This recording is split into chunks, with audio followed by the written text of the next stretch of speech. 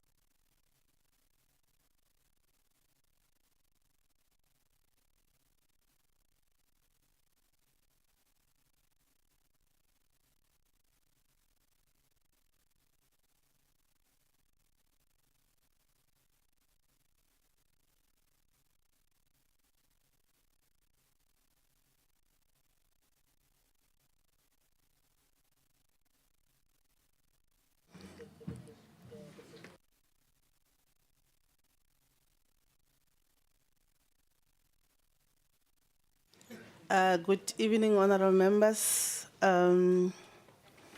honourable Speaker, Mam Togodi Diza, honourable Deputy Chief Whip, Mem Pampani, honourable members of the committee from the NCOP and NA, the STP and your team, the management. I must also indicate that we are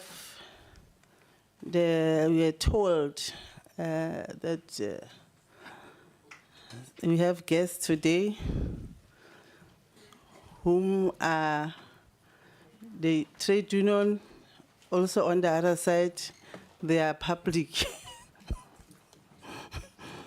Yeah, it's a new union in Parliament. Honourable Speaker, it's unfortunate that they are not part of our meeting. They just decided to come because it's for public, and I cannot. Yes, you'll come in, Deputy Chief Whip. My co-chair, Honourable Dagmo, and the Secretary to Committee. Good evening. Before I start, I see the Deputy Chief Whip raising her hand. Maybe before we can continue the meeting, let's get the... Thank you very much, Honorable Co-Chairpersons. Good evening to yourselves, the Honorable Speaker, my colleagues, the officials of Parliament led by the STP. Honorable Co-Chairpersons, I want to raise an issue. I know this is a public meeting, but I want us to request our guests and all other officials of Parliament to excuse us in this meeting. If they want to follow the proceedings, they can do so in their offices where there is a TV. Reason being that we are not here to deal with their matter. What we are going to deal with here is the issue about the STP. So I want to suggest that we allow only legal and HR to remain. The others may please excuse us and be where they can live stream the proceedings of this meeting. That is my suggestion, Honorable Chair.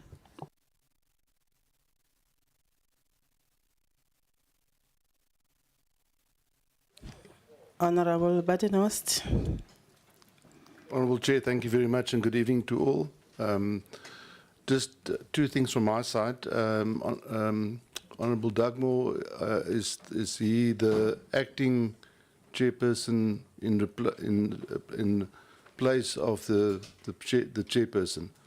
I wasn't in the meeting where he was elected as the acting chairperson. So if I missed that meeting, I apologize. But if I haven't missed the meeting, will the election of the acting chairperson in terms of Rule 72 of the Joint Rules of Parliament take place before the meeting commences? That's the first thing. And the second thing is, Deputy Chief Whip touched on something now which just reminded me. When this issue of the Secretary to Parliament was raised by me the very first time, I was actually told off by executive authority members and in the sentence that said, you cannot discuss this person's salary with the person in the room.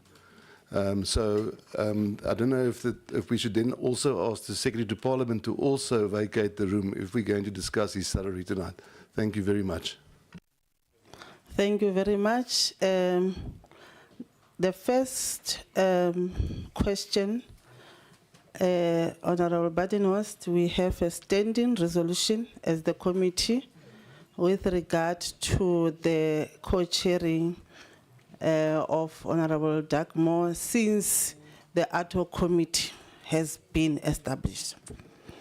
Because we said, yes, we were not in that meeting.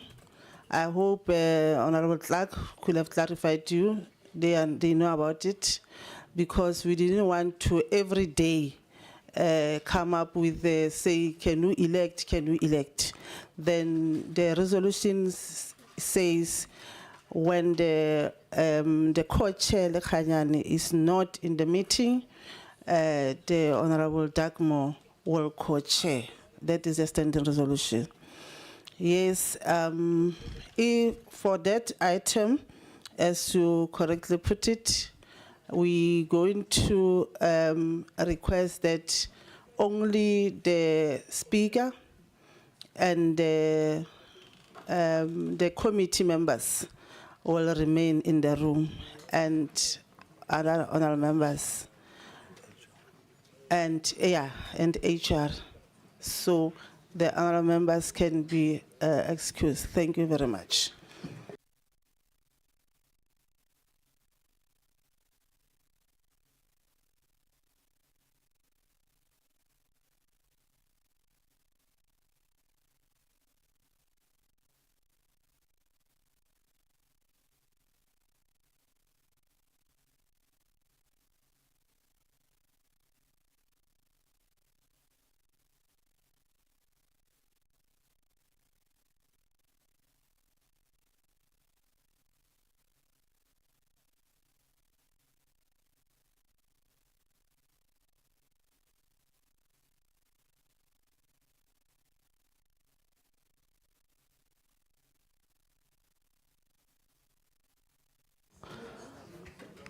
Alice, I don't think you should go because it's our communication.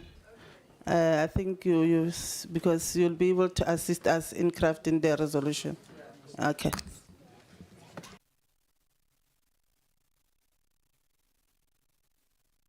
The legal should remain. My apologies. Yes, legal and HR. Yes, okay. And the communication and the researchers. Yes.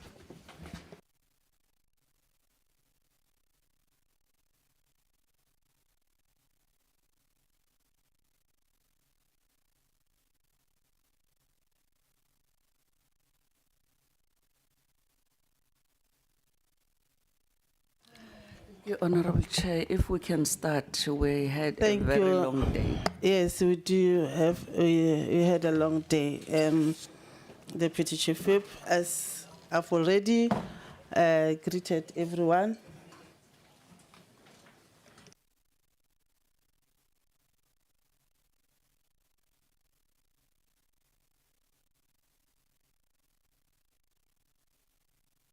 I hope the agenda is before us. I'm not going to make any open remark. I've already done that. And again, greetings to your good self, honorable members of this committee. I'm going to go straight to the apologies. Cindy? Good afternoon, members and guests. We received 3 apologies, 2 from Mr. Lechaniane and Mr. Wessels, who are in the ad hoc committee, and 1 from the chairperson of NCOP, who is attending a CPA Africa region meeting in Namibia. Thank you, Chair. Thank you very much. Can we have a move and a seconder for the adoption of the apologies as been presented? Deputy Chief Whip and Honorable Khadebe, Honorable Khalipi, Honorable Maki. Can I come Deputy Chief Whip. Can I come before the Deputy Chief Whip? Yes. Or Chair, I just want to indicate that Honorable Maude might join us. Thanks. Thank you. Thank you, honorable co-chairpersons. I move for the adoption of the agenda as is. Thank you.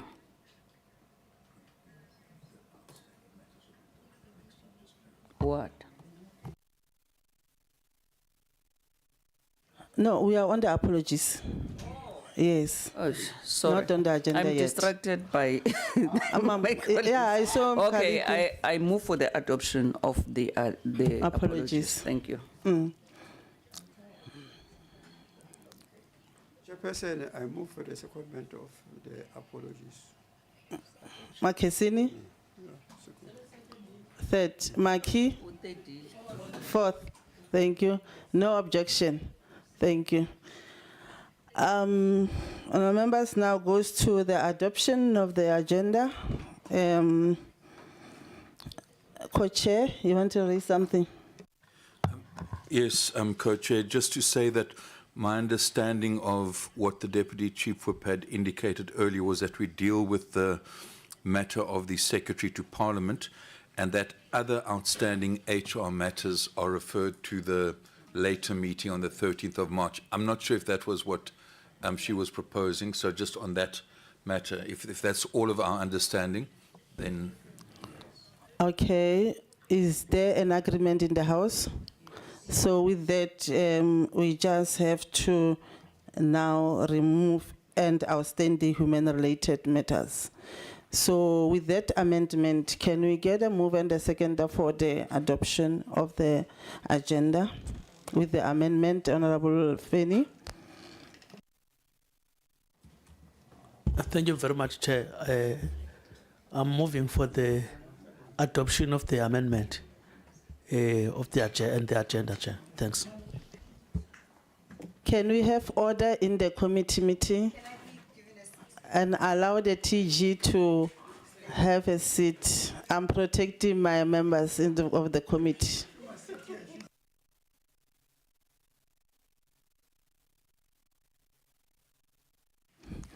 There is a mover for the adoption of the amended agenda. Can we get a seconder? Honorable Khadebe, not Khadebe, this one, Hadebe. There is Khadebe and Hadebe. Are you seconding? Thank you. Seconding. No, the Hadebe there. Yes. The Hadebe there. Okay. Thank you very much. Honorable members, can we now hand over to the Honorable Speaker, Namtogo Didiza? Thank you. No, thank you very much, Chairperson and co-chairs, honorable members of this committee, and all other members, senior officials from legal and HR who are here, and communications, as well as the support staff to the committee led by the secretary of the committee. Firstly, I want to thank the chairperson that we have been able to have this meeting to discuss the HR matters which have been pending from last year. And I just want to appreciate honorable members that this meeting has taken place, because you would recall that last year, the issue that relates to HR matters including the recruitment strategy, the organogram of Parliament, as well as issues that related to the appointment of advisors and the issue that relates to the appointment of the secretary were raised. And we did acknowledge as the committee that yes, these matters will have to be dealt with, and the committee was to schedule that meeting. That meeting was scheduled for November, and unfortunately it was then postponed again. So I just want to put that on record that these matters have been in the agenda of the committee.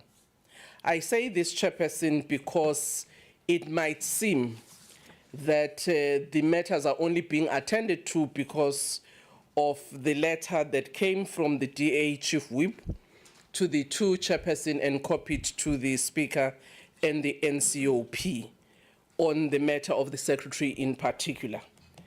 And since we were copied, we did acknowledge the receipt, and the matter was duly dealt with, I suppose, by the two co-chairpersons to indicate that this issue has been on the agenda of this committee. So this response is to the committee's request for clarity on the process followed in the appointment and subsequent salary adjustment of the Secretary to Parliament. The documents that have been circulated to members actually give a historic account of how this process was undertaken. As you would know, that this process was concluded in the 6th administration. And it is important for me to note that as executive authority, including myself and the NCOP chair, the matter was reported to us in the meeting with the Auditor General, as she would always do when she meets the executive authority before tabling the report of an entity to the committee concerned. So she did inform us that because of what was in the media, as the Auditor General, they decided that they were going to do an audit on the process. And in the letter, she then gave us that on the work that they did, with documentation in front of them, they did not find that there was any irregularity. And I'm sure members would recall that that letter was attached in the report of the Auditor General in this committee. So as the executive authority, we had no reason to believe that anything might have been done incorrectly. However, when the issue was raised by the committee, we felt it is necessary just to go to the detailed account of what might have happened with the supporting documents that will indicate what happened during that process.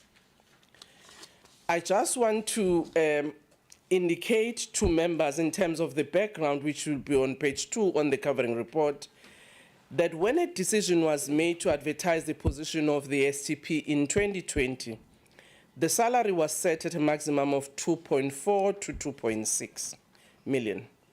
The position had become vacant, as members would know, following the termination of employment of Mr. Mgidlana, who was the then STP at the time. And at the time of his termination in 2019, the disclosed salary in the annual report was 3.225 million.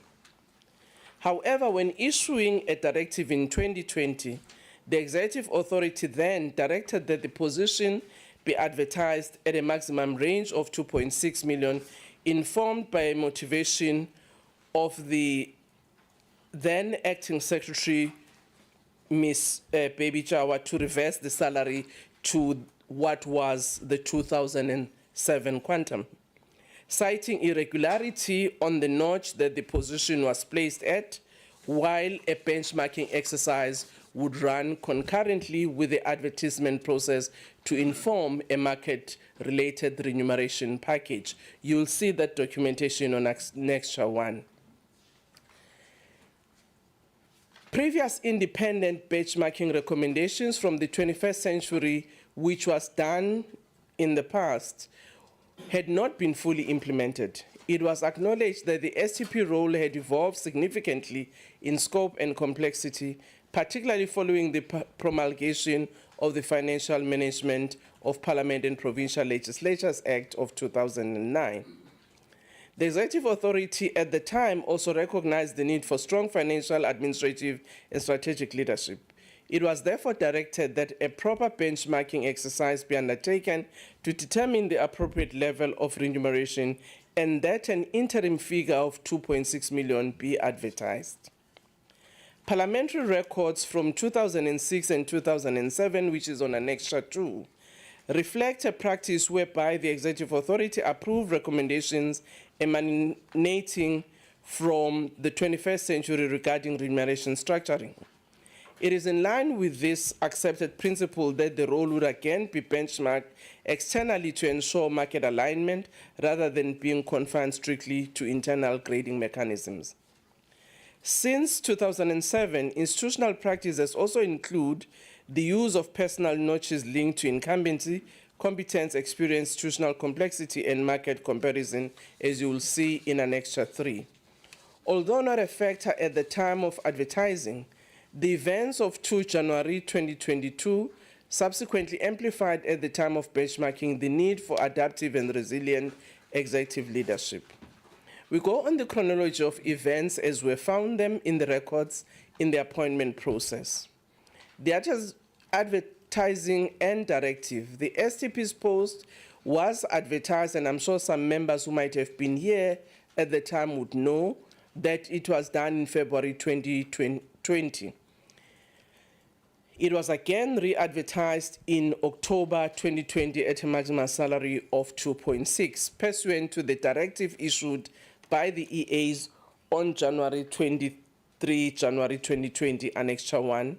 You'd understand that at the time, the Speaker was Honorable Mutise and the Chair of the NCOP was Honorable Masondo. An HR memorandum dated 7 February 2020 reaffirmed that the salary range was conditional upon expect benchmarking input to be obtained, as it is in Annexure 4. The responses to the advertisement led the Executive Authority to conclude that the candidates who had been received in terms of their application in the early advertisement did not meet the suitable threshold required for appointment. The determination of the non-suitability following the advertisement was substantive and based on executive leadership capability at a constitutional institution level, financing management competence consistent with accounting officer responsibility, experience in managing complex multi-party governance environment, and strategic leadership capacity in terms of the financial management of Parliament and Provincial Legislature Act of 2009. If you go to page 5, we then go to the detail on that recruitment process. That in October, as indicated, the advertisement process yielded a total of 43 applications. Of these, 4 applicants did not attach their curricula vitae and submitted only academic qualifications. As a result, they were disqualified, and unfortunately, one of those applicants passed away during the course of recruitment. Following the initial screening against the minimum prescription and inherent job requirements, 9 applicants met the stipulated requirements and criteria. And further screening was undertaken, after which 8 were shortlisted and presented to the EAs for consideration. The meeting was convened on the 11th of December 2020 to present the shortlisted candidates. During this engagement, the EA expressed concern regarding the overall depth and the quality of the shortlisted candidates. The EAs requested that the recruitment scope be broadened with specific emphasis on attracting suitable female candidates through a targeted hand-hunting process. In the light of this unsatisfactory outcome of the 2 advertisement processes, a formal motivation was submitted to activate clause 8.3.3.1 of the HR policy, which is in Annexure 5, which permits a targeted executive search process where an advertised recruitment process fails to yield a suitable candidate. The activation of the headhunting process followed the exhaustion of the advertisement process and constituted a policy-sanctioned governance escalation mechanism, effectively a new parallel process. An executive search agency known as Revolution Human Capital was appointed in November 2020 through applicable SCM processes, and that is in Annexure 6. The mandate included identification of suitable candidates and facilitation of engagement, including remuneration discussions where appropriate, given the demonstrated failure of the advertised process based on the advertised remuneration to attract the target group. That headhunting process was then conducted and presented to the EAs on 18 January 2021 for consideration, and there are names of those that were shortlisted: Mr. Zain Dango, who is now the DG of DECO, Ms. Nomvuyi Sopaki, Ms. Baby Jawa, and Mr. Xolile George. All 4 candidates were sourced through the headhunting process conducted by the agency that was appointed by Parliament. At the time of appointing the agency, the remuneration package attached to the position to the Secretary of Parliament had not been finalized and remained subject to negotiation and further consideration. This contextualizes the approach made by that agency to Mr. Xolile George, who at the time was earning approximately 5.8 million at SALGA, among other senior candidates identified through the search process. There was then a parliamentary panel that was composed and set on the 17th and 18 March, which included the then executive authorities, members of parliament from multi-party political parties, and external members, including the chairperson of the Public Service Commission, a judge president, and a special police expert from academia. The composition ensured broad institutional oversight, political representation, and governance accountability. From what we were informed and on the records is that the panel unanimously agreed to recommend Mr. George as the Secretary to Parliament designate.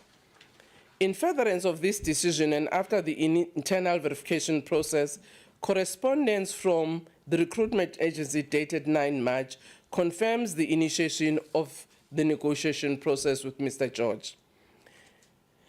RHC, which is the agency, specifically requested a meeting to discuss the offer and begin the negotiation process. You will see that in Annexure 7. Parliamentary resolution on appointment and remuneration of the Secretary to Parliament. On 1 June 22, Parliament adopted a formal resolution appointing Mr. Xolile George on a 5-year performance-based contract as in Annexure 8. Honourable members would note that in terms of the current process, when a STP is to be appointed, there is then a formal resolution that is 80-seed that goes to the House, and members of Parliament will then engage and make their perspective, and finally the resolution would either be accepted or not accepted. And in this case, we attach that resolution as appointed, but I think for further maybe elaboration, members can look at the Hansard of that date where that discussion took place. Consequently, on 14 June, correspondence from the Human Resource Executive reflects that Mr. George was presented with an offer signed by the Executive Authority, a draft contract of employment, and confirmation of letter sent to SALGA on 13 June 2022, indicating the agreed transitional arrangements between the two employers. The offer letter reflects the appointment at the advertised amount, which was 2.6, as in Annexure 10. It is important to clarify that what was issued at this stage was not a finalized contract of employment. This was because the independent benchmarking exercise, which had been expressly contemplated by the Executive Authority and communicated as part of the recruitment framework, had not yet been concluded. Mr. George did not sign the draft contract. The acceptance of the offer by Mr. George was also on the clear understanding that the final terms and conditions included as the total remuneration package and associated benefits would be determined upon receipt of the benchmarking outcome. This is clearly recorded and confirmed by Human Resource Executive Mr. Mokonyana in a report in June 2023, which is in Annexure 11. In this report, Mr. Mokonyana indicated that the finalization of contract was dependent upon the outcome of the benchmarking process, and further that 21st Century would assist in drafting of that contract. The HR further recorded that practical consideration, including Mr. George's relocation from Gauteng, which he had never contemplated as he had been headhunted, brought into issues factors such as accommodation, which would become relevant in determining the final term of the contract. The report confirms that the interim terms, while 21st Century process was being finalized, were deliberate temporal governance measures pending completion of the benchmarking process. It was with this understanding that acceptance of the offer was also on the express basis that the final package would be determined after the benchmarking review, which is Annexure 12. Consequently, Mr. George was paid 2.604.661 million for the first 6 months. It is further recorded that on 9 March 2022, in support of the position that the Executive Authority was at all times open to the further negotiation, correspondence was addressed to Revolution Human Capital, indicating that after deliberation, agreement had been reached to make an offer of 3.2 million, together with the provision of accommodation and an official vehicle, as you will see in Annexure 13. Subsequent to this engagement, however, and in order to adopt a properly informed and scientific approach to the proposals, the EA instead proceeded with the independent benchmarking process and reverted to the interim salary arrangement pending its outcome. This demonstrates that negotiations were always contemplated and were dependent on the outcome of the benchmarking process.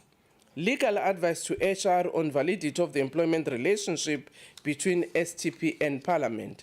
For the avoidance of doubt, the validity and lawfulness of the employment relationship did not depend on the existence of the written contract. The interim arrangement was always that the final written contract would record and formalize the negotiated conditions once the benchmarking exercise has been concluded, as these conditions were not yet capable of the final determination and the time the offer was made. Thus, in July, when the then Deputy Secretary had raised a concern that a valid contract was not in place, the HR executive, Mr. Mokonyana, sought advice from Parliament's legal services. Advocate Jenkins, the then acting as chief legal advisor during the absence of the incumbent, who was Advocate Adhikari, provided an opinion confirming that there is no statutory requirement and specifically no requirement in the FMPPLA that a contract of employment must be in writing. He confirmed that an offer and acceptance on agreed terms, even as an interim measure, constituted a valid and binding contract. Upon her return, Advocate Adhikari was requested to confirm this position and did so on 16 August 22. There were no suspensive conditions attached to the offer. An interim contract prevailed and was enforceable until such time as the final term could be settled. In implementation of the accepted offer, the Secretary to Parliament was granted access to parliamentary precinct, provided with access to the institution's IT system, issued with necessary permits and security clearance, allocated accommodation and office keys, and performed the full function of the office during the relevant period. The employment relationship was therefore operational and effective in fact and in law. It is also common cause that the benchmarking exercise was still outstanding and that there was as yet no scientific basis upon which the executive authority could finalize the issue of remuneration and benefits at that stage. These were amongst the considerations that informed the legal position of the CLSO. We then go further on the process of appointing 21st Century and benchmarking exercise. The HR executive had commenced the procurement process for 21st Century through an SCM process, as we have indicated. His report indicates that 2 rounds of requests for quotations were issued, and the companies that were approached were Ernst & Young, PricewaterhouseCoopers, 21st Century Pay Solutions, and Chiddle Thompson and Haysom Incorporated, as in Annexure 14. The HRE submitted a compulsory requisition memorandum to the SCM section for the appointment of 21st Century, who was the selected service provider, to review the remuneration for the Secretary to Parliament and contract of employment as in Annexure 15. While a proposal had been submitted, Mr. Rob Oakley in February 2020 in relation to benchmarking, that recommendation was never implemented due to the intervening challenges, including the disruption caused by COVID-19 pandemic. Accordingly, the benchmarking exercise undertaken by 21st Century in 2022 constituted a new and current assessment based on prevailing market conditions, as opposed to the 2019-20 exercise of Rob Oakley that was limited to confirming figures arrived at by the HRE. Importantly, the context of Rob Oakley assessment must be underscored. The brief was to Rob Oakley that he had to make at the request of the, was actually at the request of the Human Resource Executive. It was not for an independent benchmarking exercise, but just to confirm the logic applied by HRE in arriving at a proposed figure, as you'll see in Annexure 16. More specifically, Mr. Oakley was requested to determine what the Secretary to Parliament salary would have been or ought to be had an increase implemented in 2007 not been effected. He was therefore to confirm the recalculation of the remuneration for the position had an alleged irregular notch adjustment had not been implemented. In undertaking this exercise, he focused primarily on a recalculation undertaken by the HRE. He concludes, I agree with above logic. The actual figures are discussed below. With reference to the limited comparative positions, such as Directors General and Secretaries to Provincial Legislature, to justify and support the reduced figure as arrived at by the HRE, Mr. Oakley states that, I quote, I have checked those and they are correct, close quote. He further refers to a set of figures in support of his conclusion without an indication of the private sector organization that he relies on. This comparative position at the time ranged from approximately 1.9 million to 2.8 million in the 2018-2019 financial year. This range subsequently formed the basis of the motivation that the then acting secretary and the HRE presented to the Executive Authority for consideration regarding the appropriate salary level for the position, which was what informed the figure of 2.6. This effectively meant the exercise determined the remuneration on the premise of the 2007 salary scale before the notch increase, with only normal annual cost of living adjustment applied to such reduced amount. This methodology was what produced the estimate remuneration range of approximately 2.48 million to 2.94 million instead of the prevailing 3.225 million at the time. This was apparently the context in which the Executive Authority determined that the position be advertised at interim level of 2.6 million, pending the outcome of a comprehensive benchmarking exercise. For this reason, it was necessary that the remuneration level ultimately be informed by independent benchmarking exercise. Century 21 report, which overtook Rob Oakley report, was concluded nearly 3 years later. It expressly recorded that the benchmarking analysis was conducted on the basis of data available at the date of assessment. On 15 December 2022, 21st Century submitted their considered independent benchmarking report and recommended a revised salary of 4.4 million based on role complexity, institutional scale, and public sector benchmarking, as you will see in Annexure 17. I think it's important for me, honorable members and co-chairperson, to also indicate that as the story evolved, you'll see that you had an overlap of the executive authorities at the time. So when the process started, it was Honorable Modise and Honorable Masondo, but by the time the process got concluded and the final report of Century 21 happened when there was Honorable Mapisa Ngagula and Honorable Masondo still in office then. On 15 December 2022, Century submitted their considered independent benchmarking. On 18 January 2023, the Executive Authority approved the implementation of the revised salary retrospectively effective 15 June 2022 as in Annexure 18, consistent with established precedent. The retrospective implementation was effectively applied from 1 August 2022 after the conclusion of the SALGA handover process, which had been agreed to. It is noteworthy that the trajectory of the process reaffirms that acceptance of the position was always based on the retrospective adjustment and the conclusion of the negotiations on the benefits once informed by the benchmarking outcome. In fact, the RHC, in its recruitment report, notes the panel's concerns about Mr. George's current remuneration packet and referred the matter to the Executive Authority for reconsideration. 21st Century had previously conducted similar remuneration reviews for Parliament in 2006, 2007, and 2015, as you'll see in Annexures 20A to C. This demonstrates their track record working with Parliament and consistency in their approach. The established parliamentary precedent following such reviews has been that retrospective payments applies in this adjustment. This was especially opposite where the institution was not ready with the benchmarking report to conclude meaningful negotiations.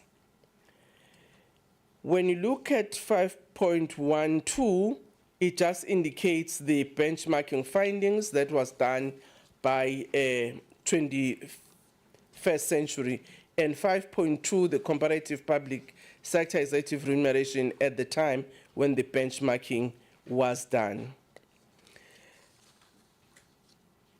I do think that the other parts of the report really, as I indicate, it just indicates the various benchmarking that was done and how those were comparative both in the public sector and the private sector, from which the organization that was supposed to do that benchmarking, Century 21, relied on. On 5.4 rather, the adjustment and implementation of the salary package on 18 January 2023, the Executive Authority approved the revised salary retrospective effective from 15 June 2022, consistent with established precedent. The revised offer was issued and accepted. The contract made provisions for a gratuity as Mr. George did not elect to join the GPF given the fixed-term nature of the contract. The retrospective implementation was effected from 1 August 2022 due to salary payments made by SALGA for June and July, pursuant to the arrangements between Parliament and SALGA that Mr. George would assist with handover to his successor at SALGA. For the sake of clarity, it is also important to point out that Auditor General, as I've said earlier in my input, confirmed the audits on the side of both SALGA and Parliament and that no irregularities were reported. No further salary adjustments were made other than standard annual inflationary adjustment applicable to all employees as disclosed in the annual report that members have actually seen tabled by the Auditor General. I do think, Chairperson, that one must table this report. We try to be as detailed as we can based on the reports that we found to actually give clarity on the matter that had been raised by members in our previous meeting relating to this appointment. And we may not have other details other than what it is on the record. And I'm sure other members who are here in the 6th administration might actually be able to attest to some of the issues more than what we would have done relying on the record that we have found. As I say, Chair, that some, particularly if you look at the resolution that was discussed in the National Assembly, The resolution that was sent to the National Assembly for 80 seat on the appointment is consistent with all other resolutions that have been made, which would seek for the appointment of the individual. None of those had actually included what is the negotiated salary between the parties. It had actually never had figures. It is also important to note that if you look at that Hansard record, honorable members in the different parties had expressed their views on the appointment. As I say, that Hansard is a public document that is there. Thank you very much, co-chairs. It might have been a little bit longer, but I thought it was important to walk all of us through in terms of the process. Thank you. Thank you very much, Honorable Speaker, on behalf of the Executive Authority. And indeed, it is very much important to take us through the processes because some of us were not there on the 6th Parliament. And it is very much important for being taken through so that we can understand what exactly happened, so that we can be able to put the matter to rest, and with that understanding, and the committee can be able to satisfy itself. I think, honourable members, that is the presentation from the Executive Authority, the Honourable Speaker. I hope all of us, we have now accepted the apology of the chairperson of the NCOP, Ma'am Refilwe. So I think the report that is being tabled is on behalf of both of them. There's no other report that you'll get. This is the report. Can we now open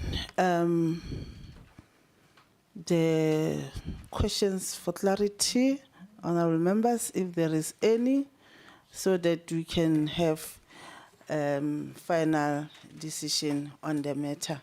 The clarity seeking questions?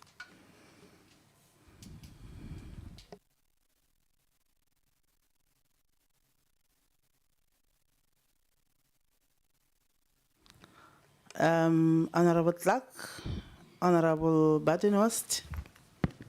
Okay.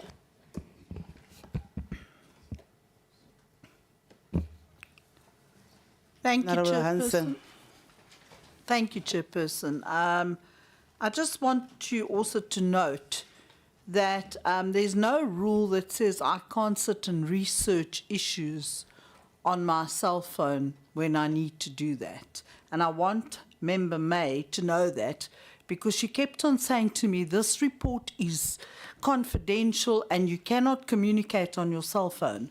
I was merely researching stuff, and there's no rule that says I cannot do that. So I want to make that clear. Thank you. The following questions. Does the Executive Authority know why Mr. George was there not within the first round of the interviews? Was there not anybody in those interviews qualified enough in order to take up the position? Then I also want to know why the benchmarking was far below the salary that the STP is now being paid, because I looked at that benchmarking and it's a lot lower than what he's currently being paid.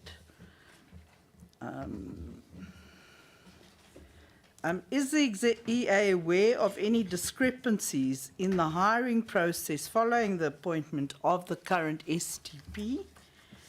If so, what were these discrepancies?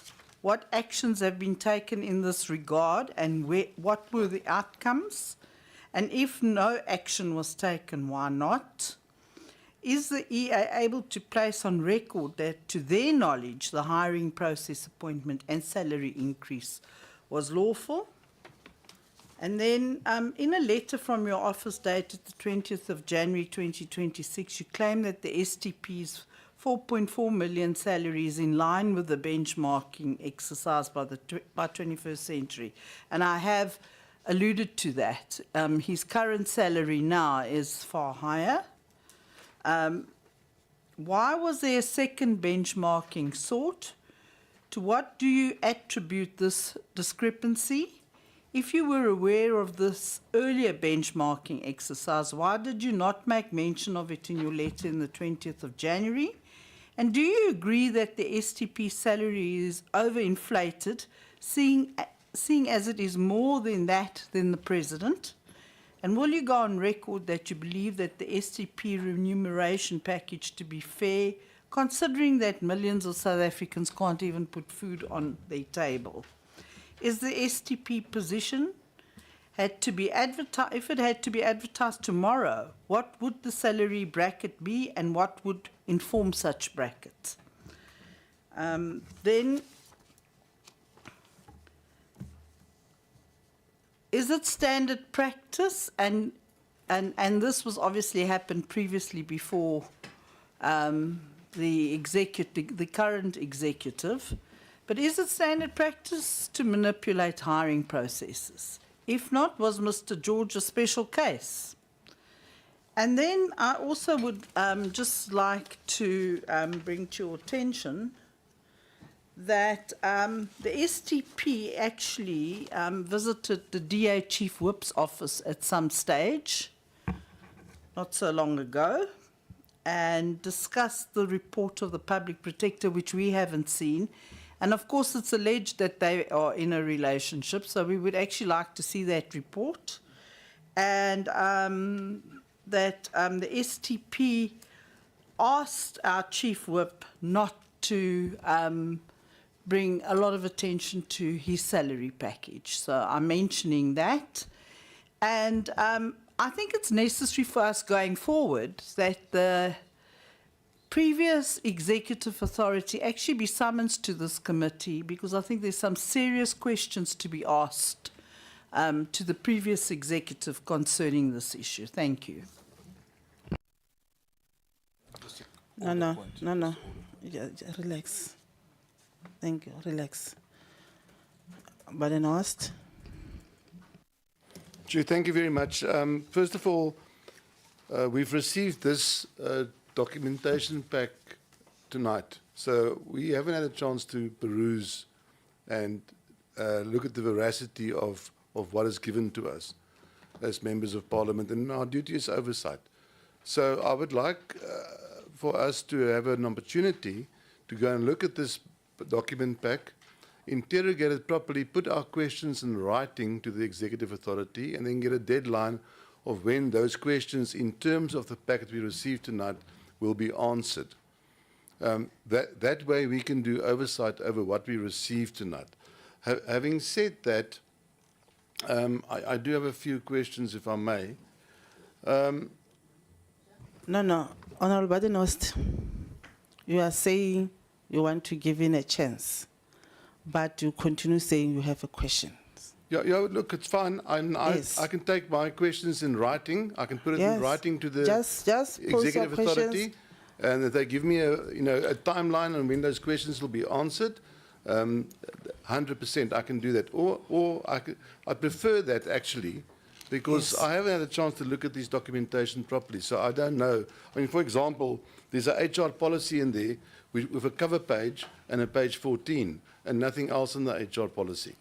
Okay. So I need to go and look at the documentation before I can, before I can formulate my questions properly. That would be my submission. Okay, it's fine. We are in the committee meeting. The members will also talk to that. Sure. Thank you. So Can can I I- continue with the questions that I have at the There are moment? two things that you put on the table. You Okay. say you are going to put your questions for written submission. Yeah. Yes, In terms for of this written document response. pack that we got Yes. now. No, yes. It's either you are posing your question now, or so that it can be answered now. Remember, I think this committee knows that it's not a secret. Honorable Badenhorst, you are the one who put this matter to the committee. Yes. So that's not a Obvious- secret. I actually Yes. distributed my... No, I don't want a dialogue, Honorable Badenhorst, please. There are two questions. It's either you continue to pose questions to the EA now, or you will just put it in writing. Well, I think that's procedurally unfair. I had Honourable a Nast, 400-page I'm not going to make a dialogue with you. that I gave to this I'm not going to committee. make a dialogue with you, Honourable Baninwast, please. I'm not going to make a dialogue with It's fine, you. I'll put my questions in writing. then. Thank you. Thank you. Honourable Hansen, thank you. My apologies, Honourable Member. No problem. Thank you, Chairperson. Thank you for the submission of the report. I would like to know whether the STP at any stage during the appointment process was aware that his contract would not be finalized. And if so, at what stage was he made aware that his contract would be an open-ended one? And as we got it from the report which you mentioned that was submitted by legal advisor, Advocate Jenkins, is that it was not necessary to have it in writing and upon commencement. However, I've got a different opinion. But at what stage was the STP made aware that he would enter into an appointment with an open-ended contract, that there was no terms of employment? And what was his reaction? And what was the agreement in order for him then to have certainty about his appointment? Because he's been interviewed, he's been the successful candidate in a process, but then he must understand for some reason that he would not have a formal contract with details around salary, yet he would be paid. So what particulars in terms of agreement for this temporary payment did he receive? And at what stage was this conveyed to him? Because certainly if you appoint someone, after the appointment, the formal documentation must be completed. So how was that process dealt with? And what was his questions about that? And what sort of finality in terms of how long this would take was conveyed to him? Or was it to his demands at the end of the day? So that whole uncertainty thing, could you give us clarity about that? So, and the different stages around that in terms of communicating, given that the basis of this extended, open-ended employment agreement without contract and without particulars about benefits, but then on the basis of that he will be sorted out at some stage, informed by a consultation company that also doesn't have a deadline, but that they have a sort of free time to just sort of bring out some final report at some stage, which then happened in June 23. Why was it then agreed that this final report would be the one that is accepted? On what basis was the criteria then accepted to be the one that would bring finality, and after that a contractual agreement with mutual agreement on that? And why was it thought necessary to have an additional benchmarking exercise, given that there's also a existing so-called Rob Oakley reward consulting benchmarking, which was done in 2020. So I think it would also be valuable to have the content of that and share it with members. I'm referring to the Rob Oakley reward consultation benchmarking exercise of 2020. And in reference to that particular report, why wasn't that used as a basis? And in a comparison between the two, what elements was regarded or disregarded as relevant or not relevant in a comparison between the two?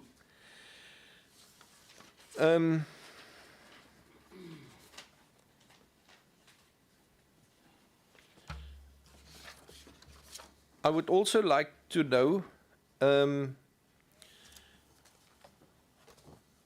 in the transition between the 6th and the 7th Parliament, what knowledge of the uncompleted process that the 7th Parliament's executive authority have? Was there some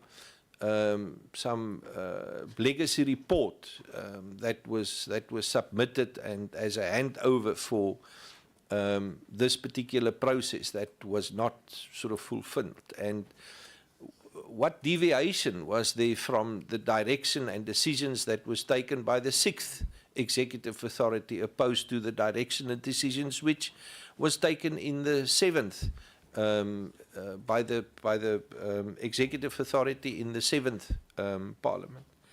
Thank you, Chairperson. Those are my questions at this stage. Chair? Yeah, thank you very much. You'll come in. No, it's a question of clarity because I'm taking a report. Okay. I'm taking questions rather. If I can understand from the member, what is the unfinished business that he's referring to? Because as I indicated earlier, the process of the appointment of the SCP was concluded in the 6th administration. There is nothing that the 7th administration in respect of that work has it done. So that's what I just wanted a clarity when he said what unfinished business. So that I'm at one. Yes, thanks, Honourable Speaker. I wanted, before I continue taking members' hands, I can see lots of hands are up. Can I check how many? Question to me. No. to- No. The person, yes, it's to him because he's the one who spoke about unfinished. And I hope, I'm going to end up shifting honourable hands from you, Honourable Badenhorst, because it seems you are disturbing my meeting. Please. I'm very hard to prove that. Okay, you'll see that. Honourable members, I want to check from honourable members who are in this committee, who were there in the 6th administration, particularly in these committees, before the other ones. Maybe I just want to just raise your hand. There's nothing wrong. It's 1, 2, only 3 of you on this meeting. Okay, so at least you will be able to assist even you were there. No. You wanted to respond. Okay, yes. Then finish. Okay. Thank you, Chairperson. Thank you, Speaker. What I'm specifically referring to is, yes, the appointment in terms of appointing the STP was in the previous Parliament. That I fully acknowledge. But then the salary increase was not in the 6th Parliament. It happened in the 7th Parliament. In terms of this, the salary which is currently earning. And that's why I refer to the 2 terms of Parliament. How can you say no? No, it's fine. You ask We questions. will respond. That's what I was Yes. clarifying. You ask because questions, so when the you question will be conclude the responded. process, you conclude even the remuneration. So I'm not sure of a case where there was concluding of an appointment and a salary was not concluded. But maybe he can appraise us because we have not been given any report. I'm going to take the hands from, and I'm happy that the sitting arrangement give us, no, I see the hands. The sitting arrangement give us the assistance in terms of what happened on the 6th Parliament before we hear. There's from the Deputy Chief Whip with Honourable Maute, Honourable Khadebe, Honourable Kalipi, Honourable Makesini, Honourable, yes, in that order. Thank you. Yes, then I will jump that side. Thank you. Thank you very much, Honorable Co-Chairpersons. I think we requested for this meeting as these members of Parliament, and also we agreed that we are going to deal with this matter of the STP today. The report that has been presented by the Speaker, the Honorable Speaker, is not difficult to go through it as members of Parliament. It's not. Can we be protected? Honorable Badenhorst You are the one who kept on hammering on this matter. Today we are dealing with it, Honorable Chairperson. He must stop disturbing us. He's the one who raised it, so we have received a report. So he must just keep quiet, ask his questions, then keep quiet and allow us to speak in the meeting, because we have every right to do so. And we are not going to be derailed by anyone, Honorable Chairperson. This issue, Honorable Chairs, Honorable please. Badenost. Honorable Badenost, I think you are a chairperson of the committee and you are also a whip of the province. So I hope that thing must come into your mind. We are in the committee meeting. Can you allow another honorable members to ask questions? Give them a chance. You spoke, you raised whatever that you raised, please. Thank you. Honorable co-chairpersons, thank you very much. So we said we want to deal with this matter of the STP and take it out from our table as this 7th administration, because the matter was concluded in the 6th Parliament. So it's quite disturbing that we must go back and dig the graves and bring them here, bring the corpses here. That matter was concluded, Honorable Chair. So today we received a report with annexures for that matter. When you read the report, this report that was presented by the Honorable Speaker, it is easy for you to go back to the annexures. The issue of the contract, the Honorable Speaker read on this report that he presented. It's Annexure 11 that is talking about the salary and everything else. And we cannot come to this meeting and want to know what did the Secretary to Parliament says when this was happening and this was happening. The narrative that is out there, it's like, Honorable co-chairpersons, the STP hired himself and did something wrong, unlawful. It's unheard of, because you cannot hire yourself in an institution where you don't belong. All the proof and the letters are here. We were following the Speaker's presentation here and checking the annexures. I think we must focus on this issue of saying, Honorable Chair, co-chairpersons, we must be given an opportunity to go and read the files and come back and send written questions. I don't support it. I don't support that. We must deal with these matters here today and close this matter. There's a lot of work that we must do as this 7th Parliament, including this committee.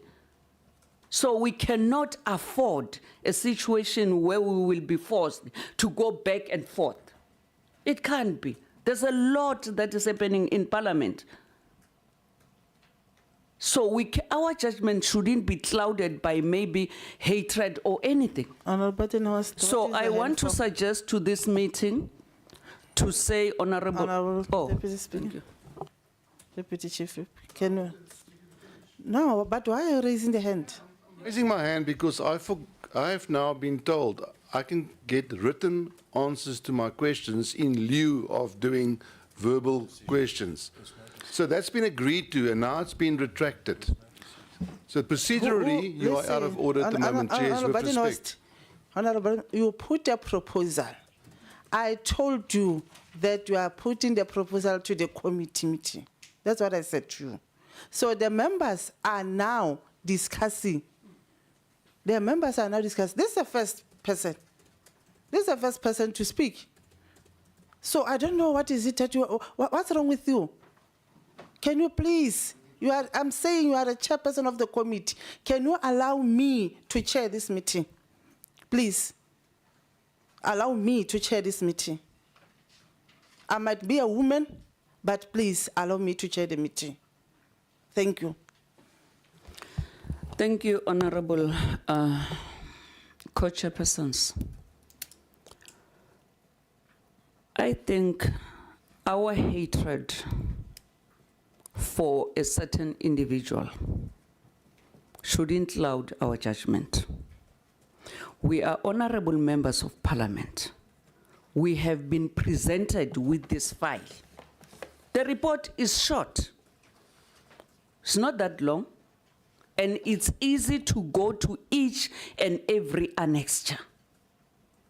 So I was saying I don't support this thing of coming to a meeting and dealing with one and the same thing. Today we must deal with this matter, finalize it, and close it. In fact, the file is to clarify those who were not there, and also for all of us to have information. This is a confidential file. It's not going to leave this house, this room, because it contains personal information, payslips and everything. We don't want anything to be out there in the media tomorrow. So, honorable members, I want us to focus on this. We agreed to this meeting to start at 6:30. Here we are. Let's focus on this one. The other political matters, we are going to deal with it after we have dealt with this information. Then lastly, Honorable Chairperson, as someone who was in the 6th Parliament, I want to say that, Honorable Chair, without fear of favor, this matter of the hiring of the STP was concluded in the 6th Parliament. It was concluded. Maybe people or other honorable members are hammering on something like, in this report, the speaker, when she was presenting, she said, even in previous parliaments, the motion that would go to the House was for the House to adopt the hiring of the STP. Nothing more, nothing less. There were no figures there. Then there was, in that 6th Parliament, there was this informal meeting. It was a courtesy meeting that took place just to inform chief whips and members of leaders of political parties. It was not a formal meeting that was held within the structures of this parliament. When it started in towards the end of 2024. It was the misleading, like others are suggesting that the previous EAs must be called to do what? To come before the committee to do what? Because the records of parliament are here, even of the hiring of the previous STPs. Everything is in this file. So why do we want to call the previous EAs as if we can't read, as if we cannot go to Hansard and retrieve information that we want? That is why I'm saying, Honorable Chairperson, let's not allow ourselves as this committee to go back and dig information or matters that were concluded in the 6th Parliament. Honorable Chairperson, the question of misleading Parliament was about that informal meeting, which was not a meeting of Parliament. It was just a courtesy call to inform those leaders. A letter was written to the powers and privileges accusing the previous EAs to especially the Speaker, that she misled Parliament. There was no such. That was a courtesy meeting of politicians talking to themselves. There were no minutes taken. There was nothing. Here we must discuss matters that took place in Parliament and also in a structured meeting, not courtesy call. So after writing to the powers and privileges, the powers and privileges said, we cannot deal with this matter.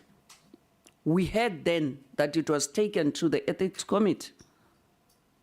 So now we came back in the 5th Parliament, in the 7th Parliament. Then we are told that we must deal with these matters. Yes, for the sake of those who were not there, we agreed to this meeting to take place so that we can deal with it. Here it is, let's deal with it here and now so that we can close this thing once and for all. We have a responsibility to hold Parliament to account. This was done in the 6th Parliament, it was closed. So today, it is for the benefit of those who were not there. I wanted to clear that, Honorable co-chairpersons. Thank you very much. Honorable Maude. Thank you, Chair. Greetings to yourself once again and your co-chair, Dr. Dagmo. Greetings to our speaker who dropped my call 2 days ago. But approved our request. We love you, Speaker. Greetings to the colleagues. Chair, the ANC must be blamed for this. We find ourselves in this situation because of the African National Congress. The advertisement went out and the salary was at 2.6. And when a suitable candidate could not be found, there was a second round.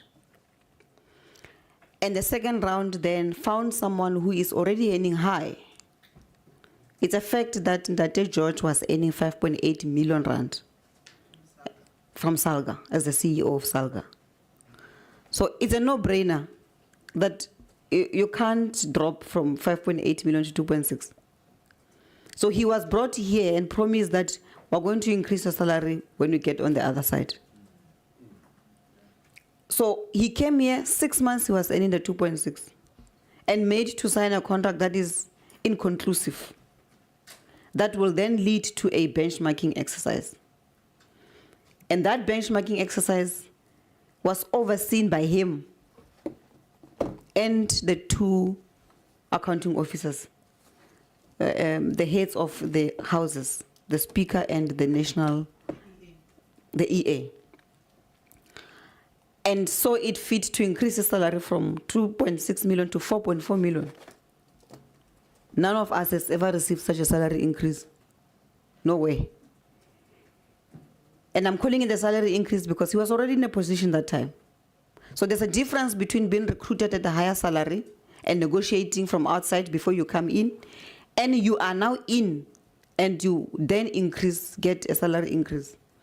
So the process was engineered to circumvent the problem that was created by him accepting a lower salary. It's factual. So everything else that came after his appointment, it was to correct the wrong that had happened.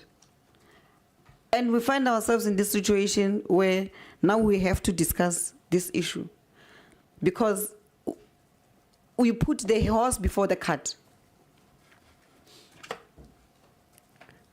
The horse must be before the cart. The horse must be. Okay, we put the cart before the horse.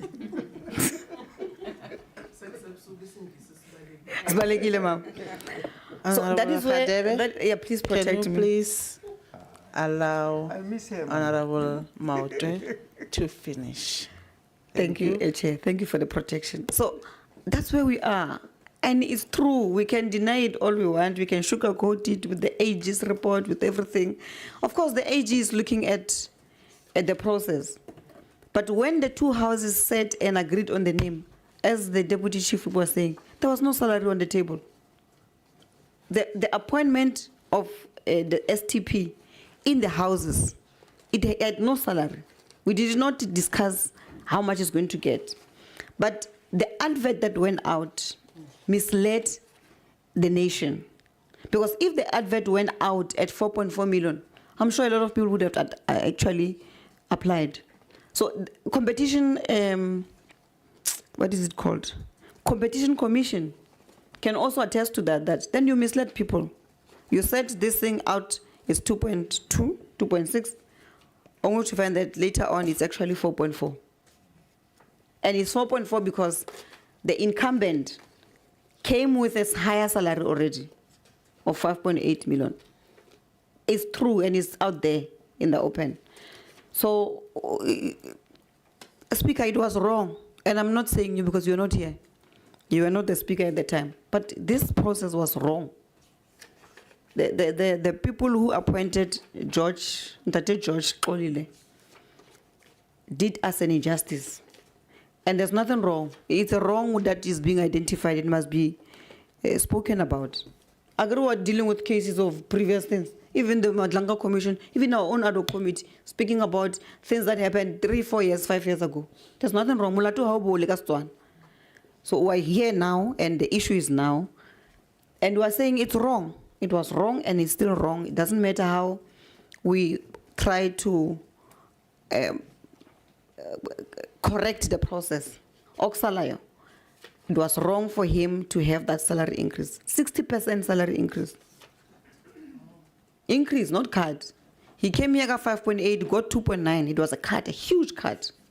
And then he realized that, actually, I'm sure he made it very clear to the appointments committee that I can't come here and get a salary cut of this much, because how else, how do you accept to have a salary cut of almost half? We will never agree to that.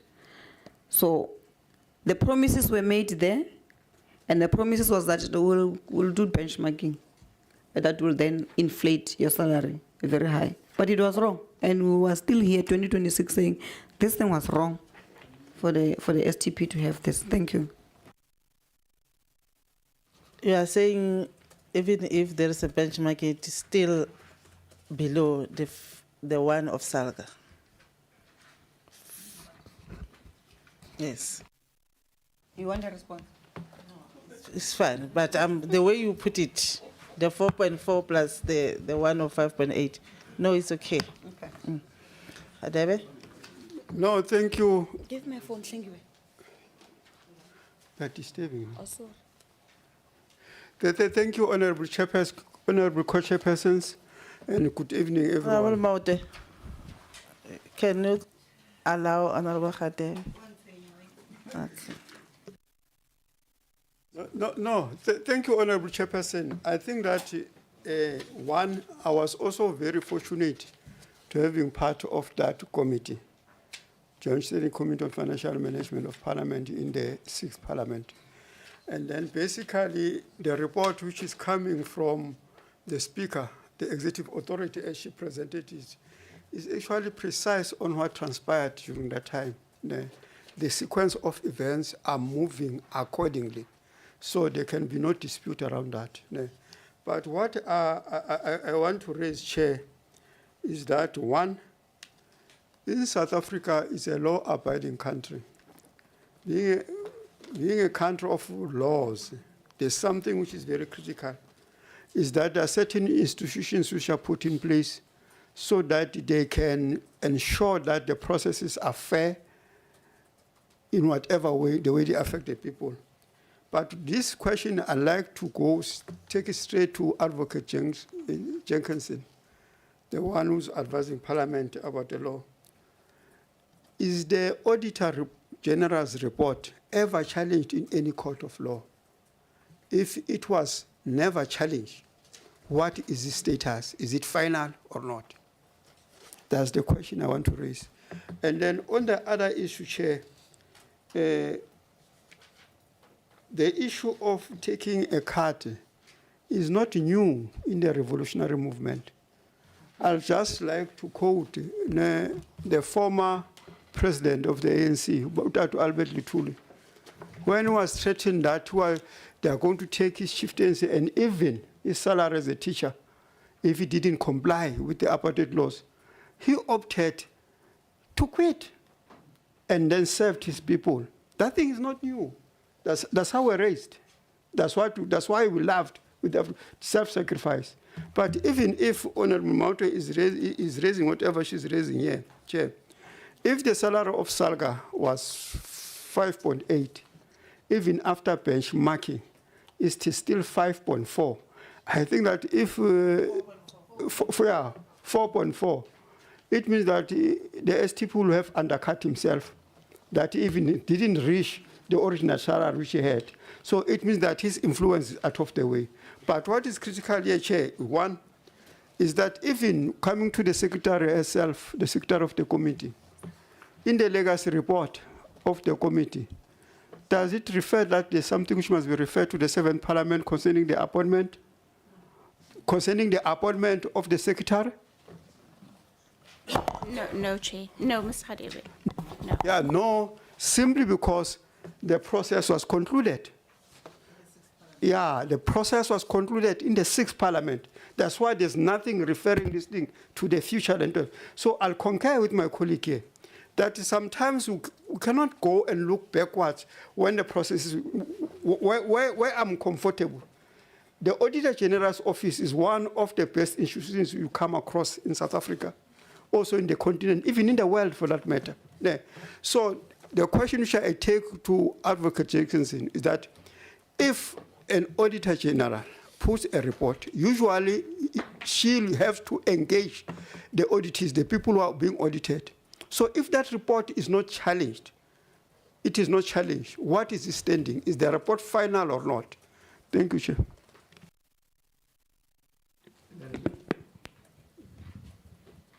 Honorable Mkhalip. Okay, thank you very much, Chair. Greetings to you, co-chairs, and the other co-chair that was questioned. Greetings to you as well as colleagues. No, I want to agree with the TG of the EFF to say, Honorable Speaker, at some point we need to put it very clear that as the ANC who was heading the institution, especially on the 6th administration, you also cause confusion as the ANC. Because if you go to Annexure 4, this matter started in 2019, and I agree with our colleagues who are saying that it didn't start in this 7th Parliament. But the executive authorities failed to communicate to the public about the decision. Because this review of the salary package of the Secretary to Parliament, it was, as you stated, Speaker, when you were doing the presentation, that it started with the Speaker, Thandi Modise, and the Chair of the National Council of Provinces, Bob Masondo. If you go to paragraph 2.3 about the Dingane's appointment, as I'm sitting here, I don't know who's Dingan, but the record shows us that this process of the reviewing of the salary package is started there. Yeah, with the Mr. Dingane, succeeded by Mr. S.G. Mfenyan. So the confusion, okay. So I think the confusion started when the process of hiring the current STP. So where I'm blaming the ANC, you are supposed to go and clarify to the media, because this is not the first time this thing is surfacing.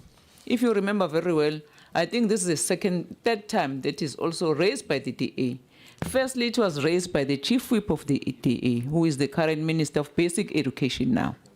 But I'm saying, in the absence of the Parliament to clarify it, so it's going to go to public as if, indeed, this particular individual, who's the current Secretary of Parliament, indeed, why kupuleli salary. But in your presentation, Speaker, even here on this, what I'm quoting, it's clear that he was never been part of that. But because the confusion is not clarified, all political parties, even the EFF, were saying, no, it can't be. It can't be is unheard of an individual who is increasing his salary. It's because you're not communicating. Even now, This thing is all over the media, is not even today's speaker, is old. But we don't hear the side of Parliament. It's not denting his only image, it's also denting the institution itself. So you ought to go and clarify to the media as the Speaker of Parliament to say what happened. So therefore, Speaker, I want to propose that and agree with Honorable Deputy Chief Whip to say this matter has been prolonged. So now, even if we finish very late until 2 a.m., in order for all of us here going out with a very clear conscience of what happened and how to fix it, not to happen in future. Thank you very much, Speaker. Makasini.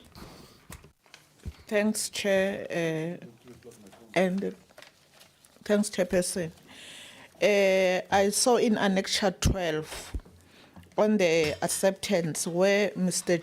STP was accepting the contract of 5 years. Kunento ebhaliweyo yange-13 August 2022. Apha bhale uba ndiya-accepta, like the executive on the issue of remuneration. If it can be more clarified, because because it's black and white, a photocopy is not clear, we don't understand it. But it seems that the day he accepted the appointment, there is an agreement of something that he noted here. If we can maybe nifundele yona sicaciseke, because iyabonakala uba uvumile uba I'm taking this based on what he had signed here. Can you just clarify this and understand it? Thank you, Chair. Short and sit. Honorable of this. Thank you very much, Chair. Let me start by maybe welcoming the presentation by the Executive Authority. But Chair, I want to register our concern as MK Party. I know we have accepted the apology of the chair of the NCOP. But as MK Party, we are not raising this for the first time. We are extremely concerned about the attendance pattern of the chair of the NCOP. And what makes us concerned, Chair, is that I think even the records will show that the only person who has been consistent to these meetings, I'm not sure if you are only checking her diary, you are not checking the diary of the NCOP chair, is the Speaker. And this meeting is, of course, as per the mandate of the necessary piece of legislation. These are important meetings that the two houses must take serious. So I know we have accepted the apology of Namibia and all that, but I'm just saying, please continue to register our concern, because we feel that the chair of the NCOP is not taking these meetings serious.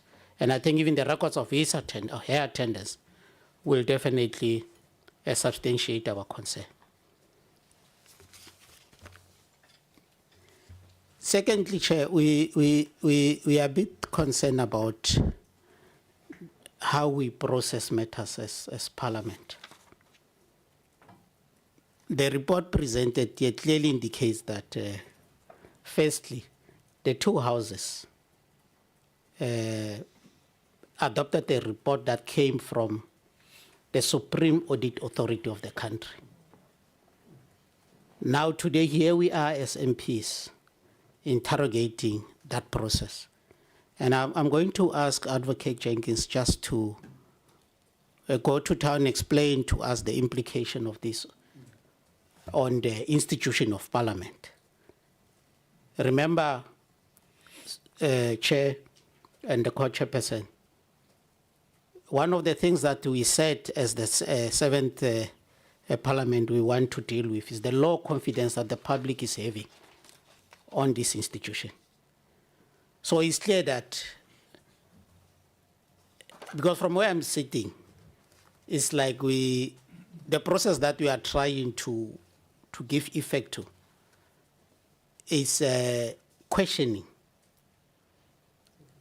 and somehow posing some doubt on the processes that that were followed by the two houses, but also seriously concerning, casting some serious doubts on the office of the AG. So I'm a bit worried of the process. I'm not going to the merits of the case, but I'm just saying, if we look into the process, we seem not to be having confidence in the processes that you are expected to follow.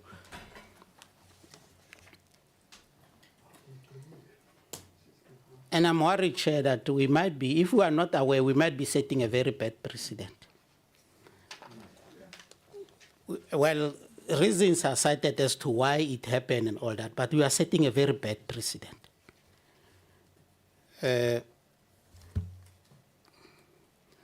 Look, honorable member says something very important.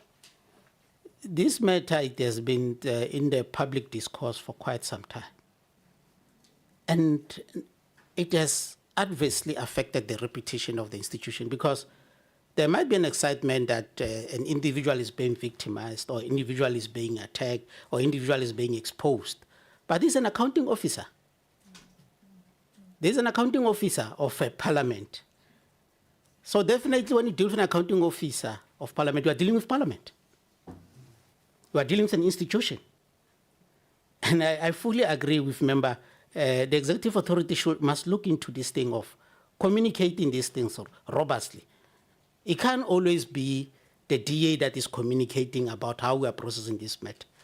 And unfortunately, I don't think the messaging as communicated by DA is doing any favor to the reputation of Parliament. So I think it's very important that, as suggested by Honourable Member Hlengiwe, we really need to make sure that the executive communicate with the nation on this matter.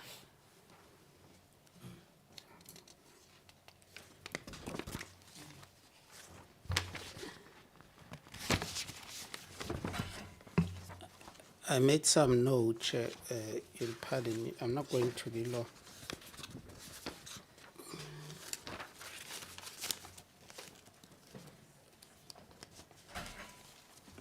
Well, maybe let me share, as a parting shot, let me share my personal observation. And I think this goes to the executive authority, because I'm very worried as to how some of the matters are handled by some of the parties in Parliament, more especially the DA. And I will tell you why. There is a lot of hypocrisy that is at play here. And I'll give just two quick examples. If you look into the report of the AG for the financial year 2023-2024, is confirming. I mean, if you are to compare how municipal managers are being paid, someone said a very powerful statement that we are paying so much money while the poor of the poor are going hungry and all that. Well, that report inter alia confirms that the Cape Town municipality, their municipal manager, is one of the two highest paid municipal managers. The figures are here.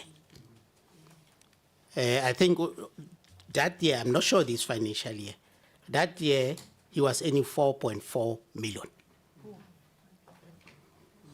if I'm not mistaken. But it goes on, that same report goes on to, I just want to bring elements of hypocrisy that is at play. And I'm just sharing this as my personal observation.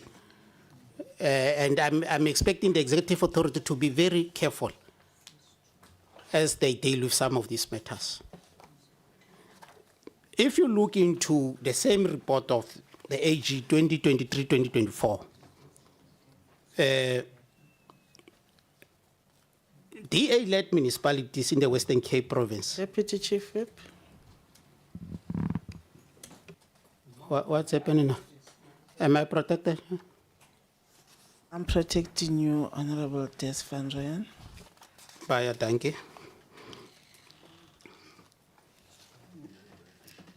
The DA-led Western Cape province registered an irregular expenditure of 1.1 billion in that financial year. I'm just giving you this example just to see how hypocritical are some of us at this level. Now, quite disturbing because, you know, I feel that at times black-led institutions seems not to be supported that much in this institution. I can cite an example of the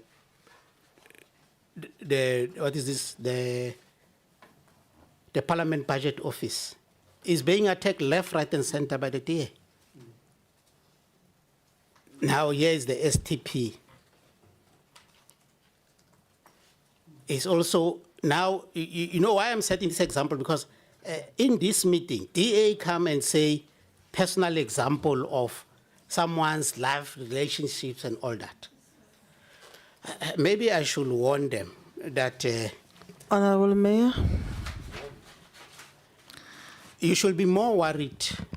DA must be more worried about the revelations that the Minister of Public Works answered wrongfully the question that was posed to him by this institution, lying about or not telling the truth, because it still have to be proven, about his travel, his travel entourage to an oversight trip, which is a personal thing. But I'm just saying, you know, at times, I like this thing of saying, don't throw stones when you live in a glass house. You can't come here and tell us that this person is doing these personal things as if yours is, you know. The result of the matter is that you must also be worried of yours. These hypocritical tendencies is very worrisome. More especially for some of us who fought against white supremacy. Because this somehow, if it's not dealt with properly, I hope it's not going to bring that agenda of white supremacy back into the agenda. I'm not saying people are racist or what, no, but I'm just saying, I'm just warning. If we don't deal with such. Honorable Batinost, he's speaking about the white supremacy. What is wrong with that? If you don't deal, more especially to No. Why are you showing me the file now? Because you jumped when he spoke about the white supremacy. So what does white supremacy? He's talking because he's making his point to say this is what is happening. So all of us, we are going to respond. Yes. No. Just. Honorable members, I hope all of us, you're going to get an opportunity to respond to what it says. The reason why members is referring to the DA, all of us, even in the public domain, it is known that the DA, it is the one that is bringing the matter to here. So can you please allow honorable members, because that thing on the social media is not a secret. It is the DA that has brought these things through the chief whip of the DA. It is known. Thank you very much. Can you please relax and allow and listen to honorable members, please? Thank you. If Chair, you might not like what they are saying, but what is important is just give them a hearing. Thank you. Chair, if we are ready to talk about, because we are listening attentively, some of us. We don't come to meetings and decorate. We are listening attentively. If we are ready to make example of the one love relationship with the public protector, then be ready. When we make examples of some members, behavior of your members, because you are a hypocrite if you are not ready to listen to the other side of the story. Chair, my last submission is that maybe reinforcing the suggestion that was, or maybe the view that was sponsored by Honorable Hlengiwe. Let's executive authority communicate to the nation about this particular development? Because where we are now, the narrative that is prevailing is not good for the reputation of this institution. Thank you. Yeah, my apologies, honorable members. I think there is one matter that I forgot, honorable members, also to talk to. It's now you're speaking about the issue of communication. There was the issue that has been raised on whether should we allow honorable members to bring questions orally, and because it is something that was raised by Honorable Badenhorst, and then as Honorable Deputy Chief Whip came in, she raised to say, let's finalize this matter now, because it is here and we have been waiting for it for so long. It has been on the social media. So before I go to Honorable Fanny, can we start here? Maybe just on this, is the no or yes on the issue of oral submissions and the matter be finalized today. I just want to get that, so that as part of the resolution, it should not be viewed as if we undermined other people's view. Can we get Honorable Maude? There is a view from Honorable Badenhorst to say, I just received the documents now and today. So can we be allowed to take it and then we'll pose the questions orally? That's what he said. Then Honorable, no, just wait, please. Then it started here. That's when Honorable Badenhorst jumped to say, but Chair, I've resolved. I said, no, I've not resolved. I said it is the committee that will decide. Then Honorable Deputy Chief Whip said, no, because this matter has been prolonged for a long time, this matter must be resolved today and now, because obviously the party, especially the DA, has been raising issues to the public, and then they've been looking for answers. Here is the response from the, we'll come to you, Honorable Helen. Please. Chair, I wanted to just make a suggestion. I apologize profusely. Yes. But maybe in some of our inputs, we would get to some of those conclusions. Yes. If we were allowed to just complete our inputs, then maybe that summary would then give. That is why I'm saying, Honorable Helen. We haven't finished our input. No, you'll come in. No, you'll come in. I want to finish everyone with, especially on that point, so that even yourself, when you come in, you also touch on that. I don't come back to honorable members. Honorable Maude? Chair, before I get to the answer, what is the purpose of today's meeting? What are we here to do? And what is the expected outcome of this meeting? Yes, that's what I'm saying. All of us have been waiting for this meeting. So I don't want to be viewed as if we are suppressed other people's view, because all of us, the media and everybody, including the public, they've been waiting for this meeting, and here we are. So we want to finalize everything. So the view from Honorable Badenhorst is to say, give us a chance and for us to discuss the matter of STP. So here is the report that we got from the EA. So has been tabled on the file, the processes that happen from the, I don't know if there is a fifth parliament, fourth parliament there until the sixth parliament. The process of the appointment has been finalized there, and which has been confirmed by the administrator, by the secretary. So now, that's what I wanted to start with you. If maybe you don't have a response now to say whether we finalize or what, then what is your view? Because this is what is the situation. But that will be unfair on other members, because you've already given us a chance to speak.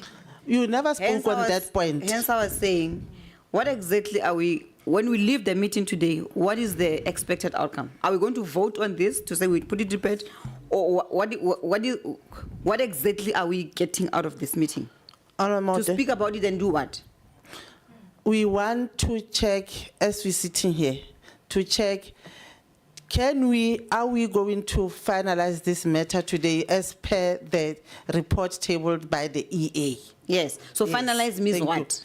Finalize, it means we have been waiting for this matter and then we are done with this matter. It will never come again because there is an issue that has been raised to say after this meeting, the EA must communicate with the public because that was not clarified in the public. That's the resolution, the other resolution from the honorable members. Okay. Sorry, Chair. Honorable Des.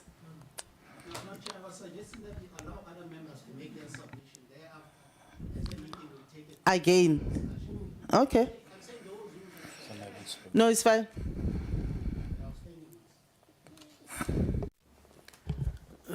Thank you, Chair.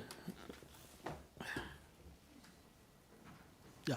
No, thanks, Chair. I must also thank Honorable Des. I think, Honorable Chair,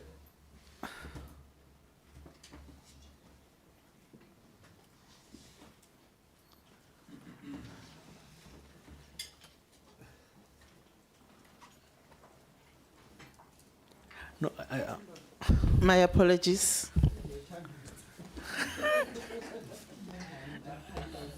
No, thanks, Chair.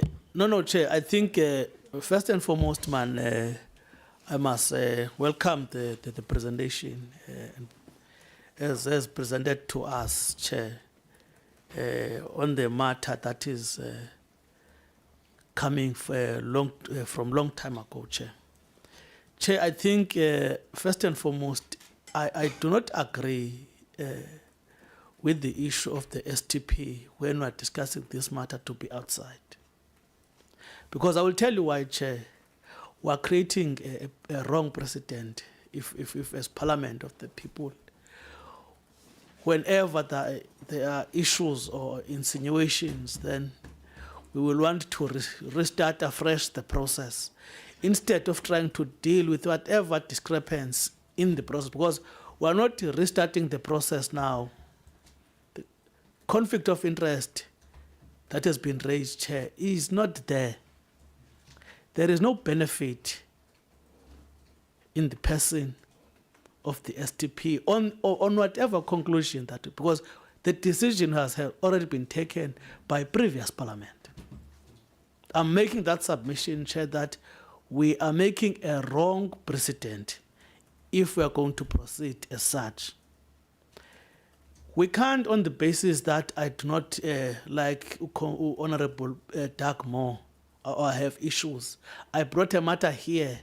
I tried to put every allegation an unfounded allegation that I might have, specifically on the person, because a process and the person, those are two different things that we're supposed to be looking into here. So, Chair, I'm alone on that. I know I do not agree with that. The second part, Chair, it's another, personal issue again that we are allowing it to be put here.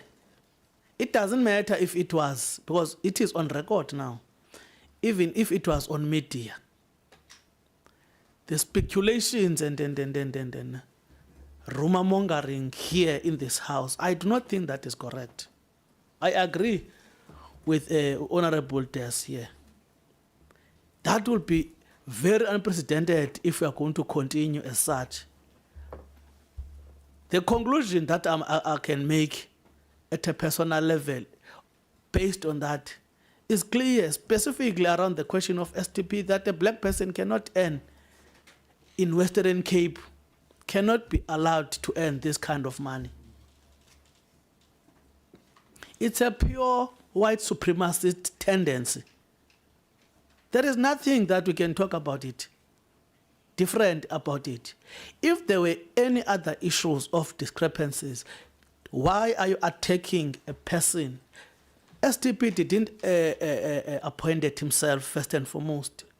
If there are gaps that one have identified, we're supposed to be, as lawmakers, not this bickering and this behavior that you see in this committee in this house today. And Chair, you continue to entertain this misconduct here in front of us. It doesn't matter whether it was taken, the decision on the 5th or the 2nd Parliament, but the decision was taken.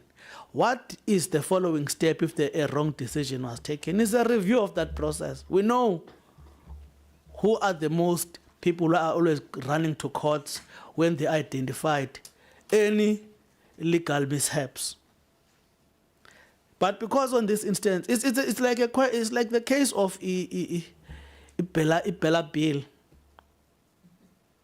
Bella Bill was clear. It was the process that was properly followed. Government is government. It doesn't matter who is in charge at a particular stage. So the references that are being made here are not the references that are far-fetched. Those are clear and literal references that we must make reference unto. When we're taking a decision of competitiveness, as has been highlighted on the document, I won't go to line. What is wrong with that? Market to be competitive, in the market. After you realize that you cannot get a particular candidate that you seek to get, you go and check in terms of the market standards. Then you see that if I'm following this, then I will be able to get this particular objective. I think I agree with TG. Once again, I'm sitting on the left side here. Very progressive. When he's saying the TG, look, you are allowing an unnecessary process. Instead of going out EA and communicate exactly the decision that you've taken.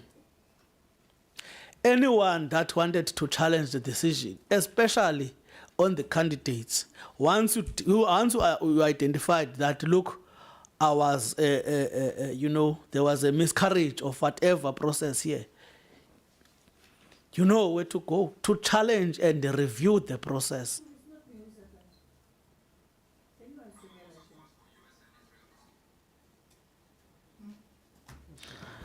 She says... It's not this TG who said that, not this one. No. I was further elaborating. But I agree with the TG on the question of communication and not putting the process properly. I was agreeing with that. But I moved further to say, anyone... Maybe let me put it, members, it was Honorable Mkhalibi who communicated about the communication. Thank you.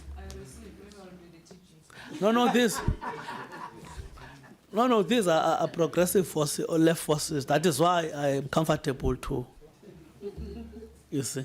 So I wanted to raise that, Chair. And the last point, Chair, that I want to raise, we are really abused here. We allow other people, especially Honorable Paternoster. He is consistent in this behavior. We will allow him to say whatever he wants to say. We will never interrupt him. But when we are speaking, he's just undermining all of us here. And it's totally incorrect what he's doing. Totally incorrect. Well, look, I'm not going to be intimidated by you, Honorable Badenos, by looking at me. You are totally misbehaving. Special branch No. attitude. Special branch attitude.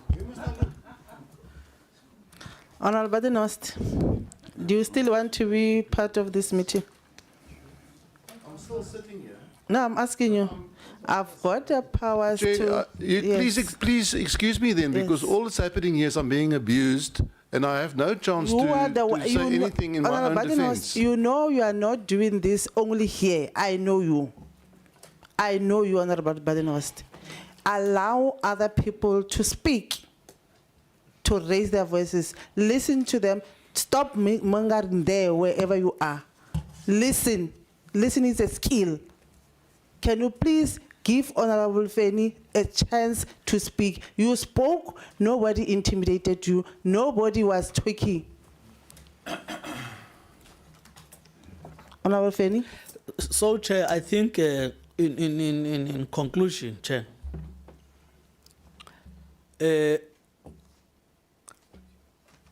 I think that there must be a communication after this meeting with the public. Take ownership of the process, because we're not opening up a new process here. We are not reappointing on the basis that there are people who cannot sleep when they see a black person earning this amount in Western Cape. But Parliament is for the Republic of South Africa. It belongs to this country, let alone where the buildings are. People must get used to that. The second part, there must be an apology by this committee on the violation of the rights of an individual here. We allowed him to be abused. We know the sponsors of the media on the item. If there are any issues that as the committee are supposed to be dealing with, let us deal with as an internal process. We conclude in whatever that we believe that it should have been properly corrected. I think that's what all the members are saying. But in terms of going to an individual, I think we are really unfair. Even the allegations, lies that have been raised that the STP have increased their salary to him, there is no evidence in terms of that. You will never sit in, if you are a normal person here on the head. If you are a normal person in the head, at least we're supposed to be acquainted with not a normal person will undermine the law to sit. I mean, we can argue that it's a question of not understanding, if not, it's just the question of being clouded with hate. So that communication must be done.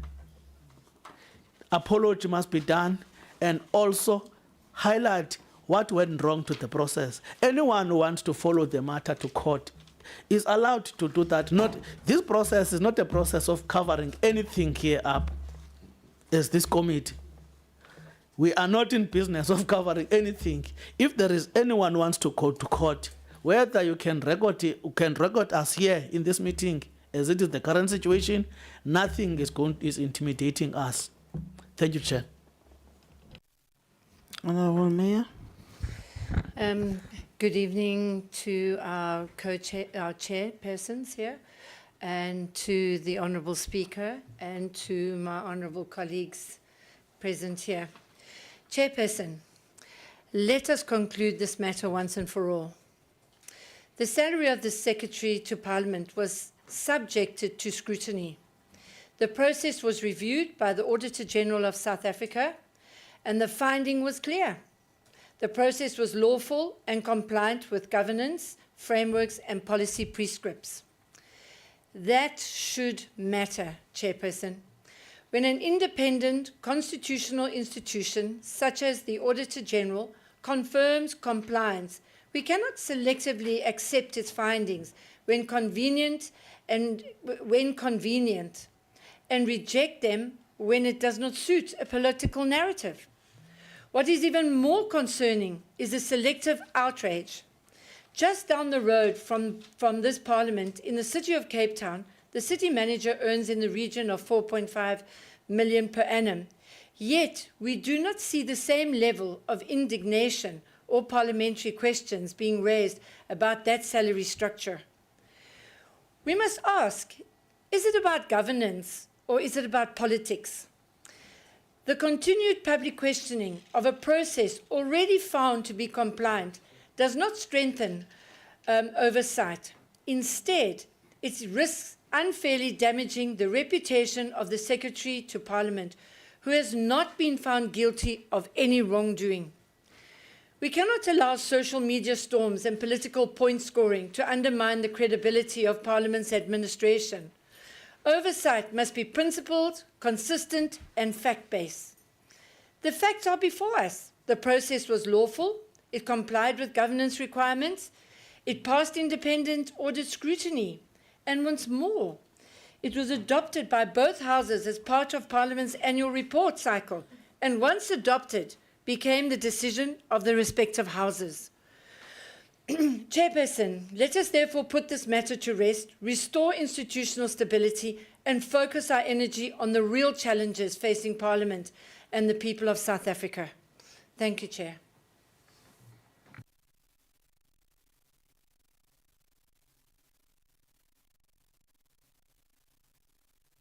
Honourable Khadebe. Thank you so much, Honourable Co-Chairperson. Perhaps to start off, let me add my voice to the view that it is a correct move to deal with the matter now and conclude the matter. That's my first take on the matter. And secondly, some of the views that I had have been articulated by the colleagues who spoke before me when addressing the matter. Because the first question that I had was, what was the expected outcome when raising the matter? To investigate the process or to redo the remuneration of the individual concerned. If the expected outcome was to see whether the process was correctly followed, I would want to believe that the report that has been presented before us by the Speaker addresses the question of the process. I'm not going to go back to it point by point, but on 5.3,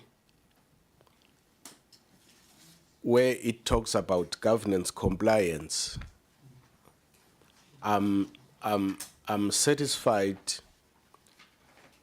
on the issue of process, when it says, in essence, the process for the salary adjustment complied with EA directives, followed lawful HR and SCM processes, and was guided by expert benchmarking and validated data. On those points, of course, supported by the AG outcome on recruitment and remuneration, I would want to add my voice that we have seen and received the AG reports on many of our institutions, spheres of government. We rely on the AG, on municipalities' audits. We rely on the AG, on provincial government departments' audit. We rely on the AG, even with entities' audits. So for me, if at some point we can be able to accept the AG audit and outcomes, even at this point, supporting this report, I feel that we should accept the AG audit outcome on the matter. Thank you, Chair. Thank you. Deputy Chief Whip. Thank you very much. My apologies, Honorable Speaker. I want to support what the other honorable members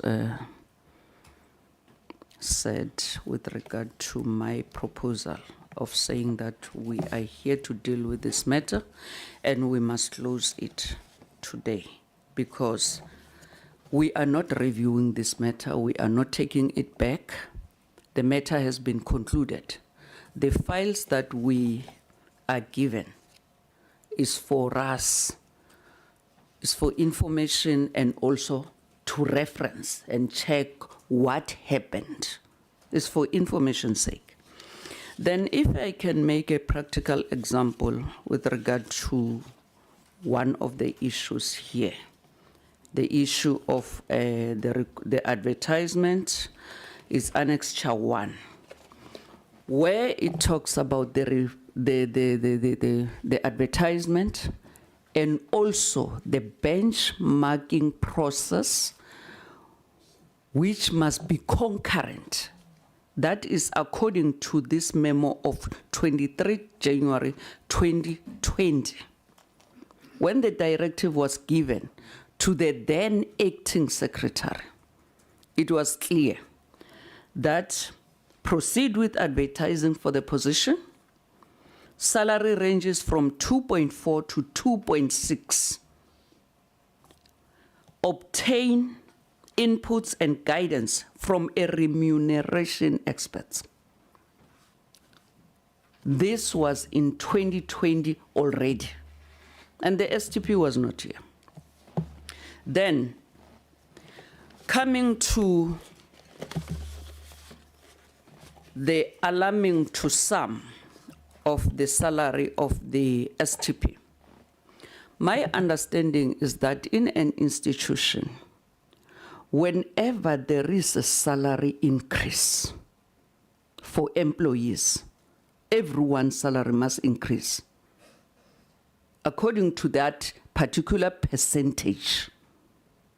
I don't agree with the notion that maybe he increased his own salary. That is not true.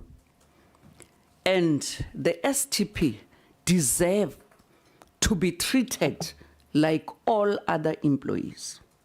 And if we can remind one another, honorable members, Parliament is not a municipality.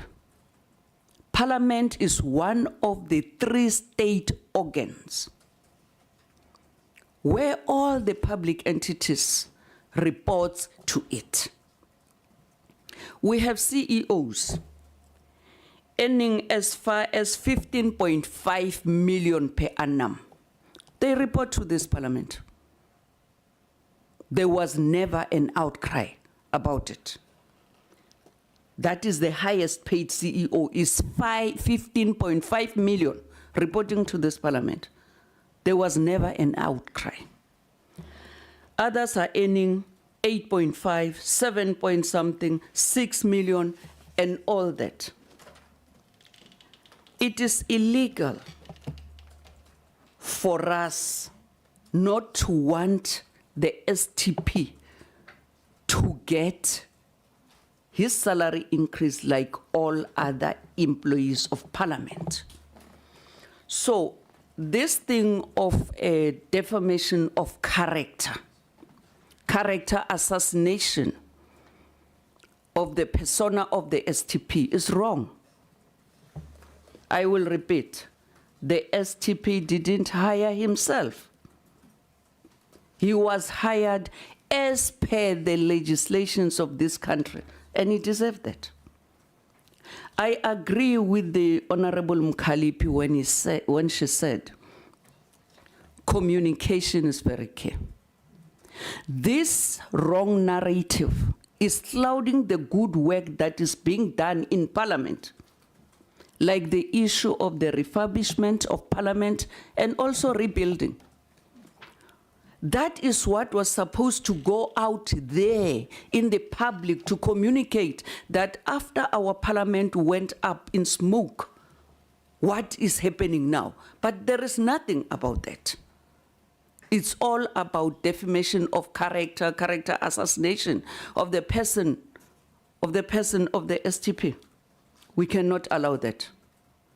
It has also been raised by one Honorable Des to say that the city manager of the Cape Town Metro was earning 4.5 million. A city manager of a metro. So what are we trying to say? Who are we fooling, Tina, as members of this committee? Honorable members, there's a lot that is happening in Parliament. Good stories to tell.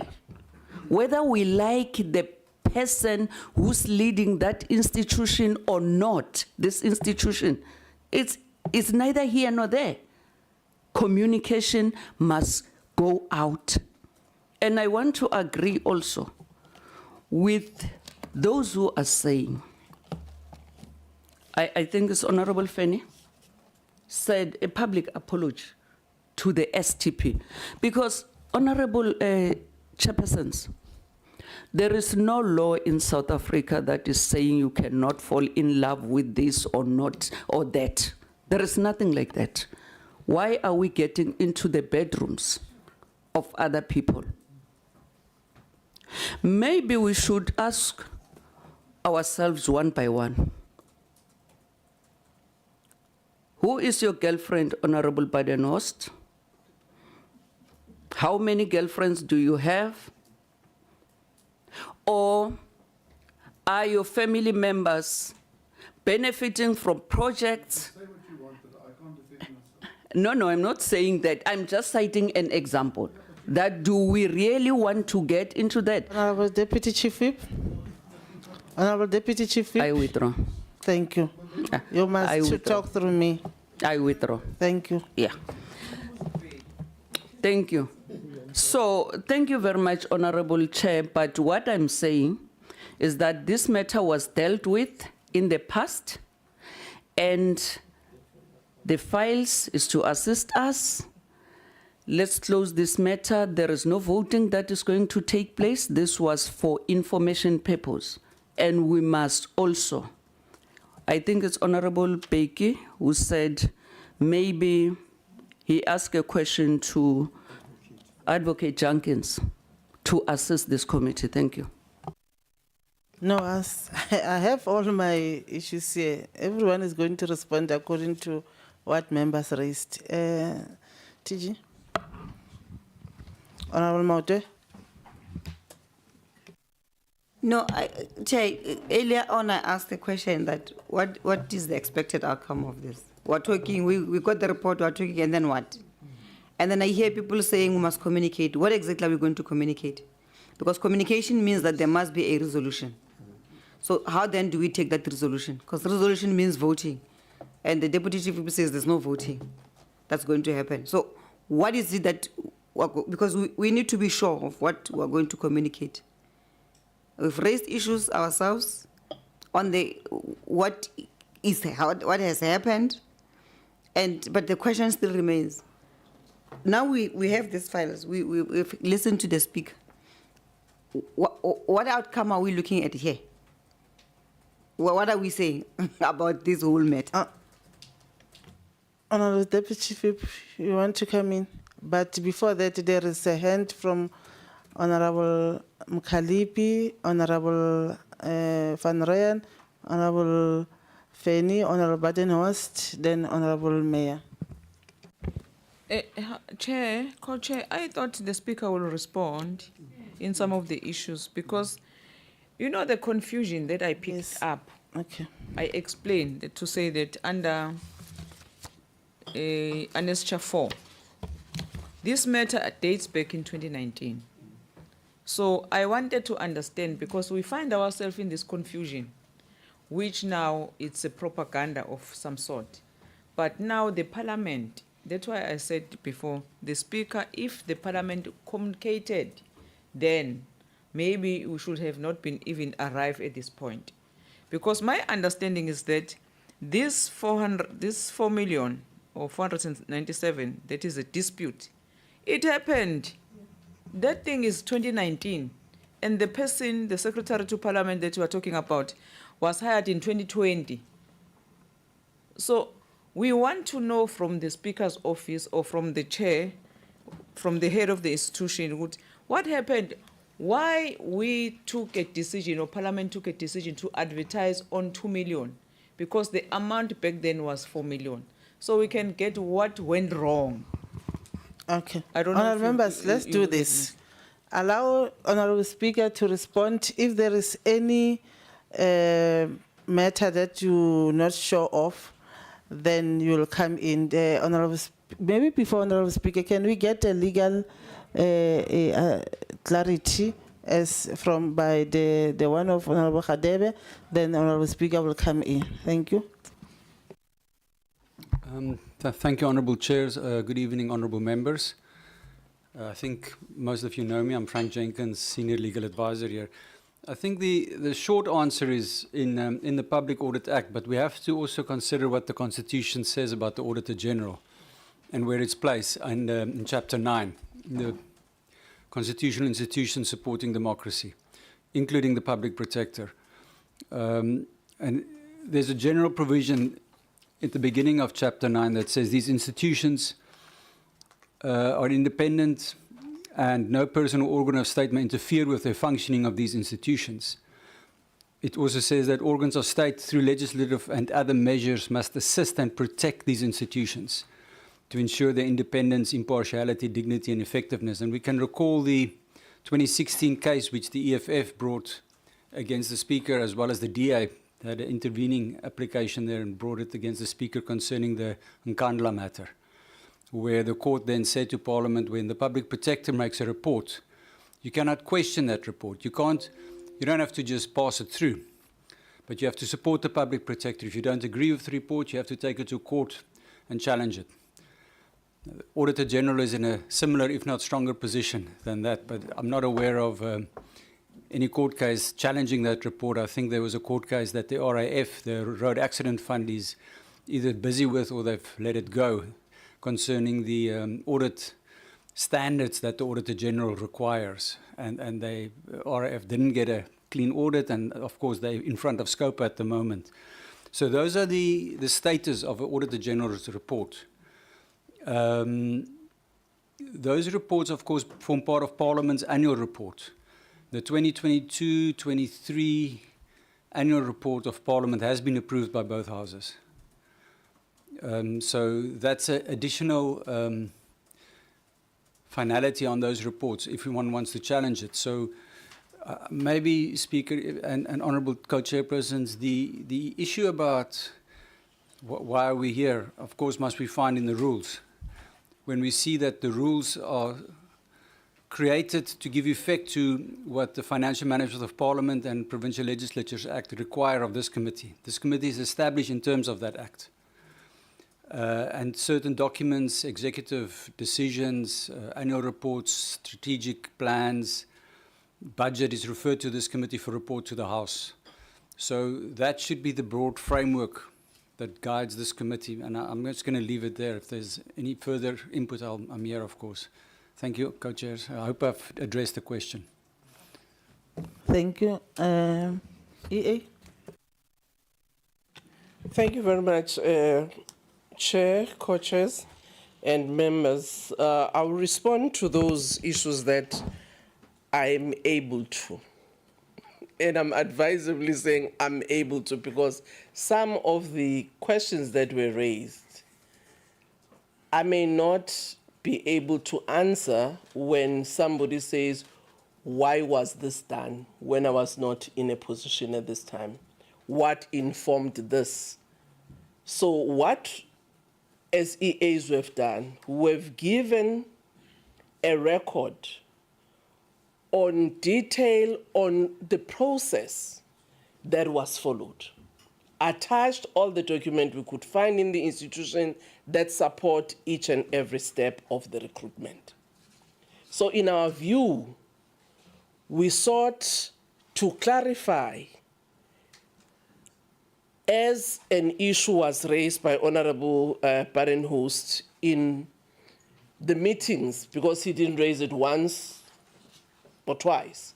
So if you recall, we had said as EA, allow us time to come back in an in-committee meeting so that we address the HR issues that were of concern. And as I raised earlier, it was the issue of the appointment of the STP, it was the appointment of the advisors, it was the organogram of the institution, and the recruitment strategy. Those were the 4 matters. And we said, let's come back to them instead of coming to them piecemeal. Subsequent to that, the chief whip of the DA wrote to the 2 chairpersons, copied the EAs, indicating that there's a dossier which he didn't unfortunately give to us, so we don't know what is in the dossier that he had, indicating that that dossier has been sent to the president and the public protector, which related to the appointment of the STP as well as the BRICS irregularities or corruption. But as I say, that we do not have at hand that dossier that was referred to. Chair, I'm just explaining to the meeting that we as EAs, we were copied on a communication without any attachment of a dossier. Subsequent letter to the chief whip of the DA, from the chief whip of the DA, related to a matter which as EAs we felt was personal, relating to whether the STP had disclosed to us a relationship that he has with the public protector, whether they are married, and we must write to Honorable Sharba to check whether. So we responded as EAs to say, unfortunately, we cannot respond to those matters because in our view, they are out of the scope of the EAs, unless there's a direct relationship at why those matters arise. But we also indicated that that's a party matter because the party had already taken the matters to the PP, so they should have satisfied themselves whether there are no conflict of interest. It's a matter that as EAs we cannot deal with. I just want to give the context. But in as far as the matter, our view, honorable members, was to bring to this committee the process, the records, so that those who might have had questions may actually satisfy themselves in terms of what happened in the institution on that appointment. Honorable Clerk, you asked, was there no one in the first round or the second round? The report we got says there was nobody suitable. Hence, there was an instruction for a headhunting process. Honorable Barenhost, you say you only received 2 copies of the HR policy.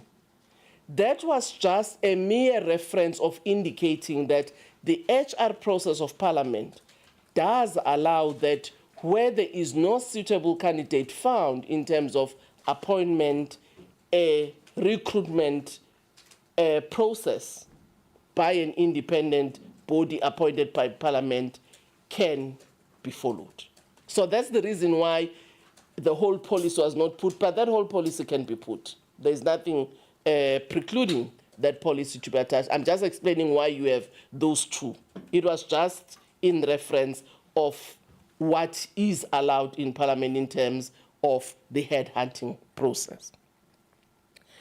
What was the benchmarking low than what, Honorable Clerk, if I heard you well, you are saying there was a particular benchmarking that was done that was lower than what was offered later.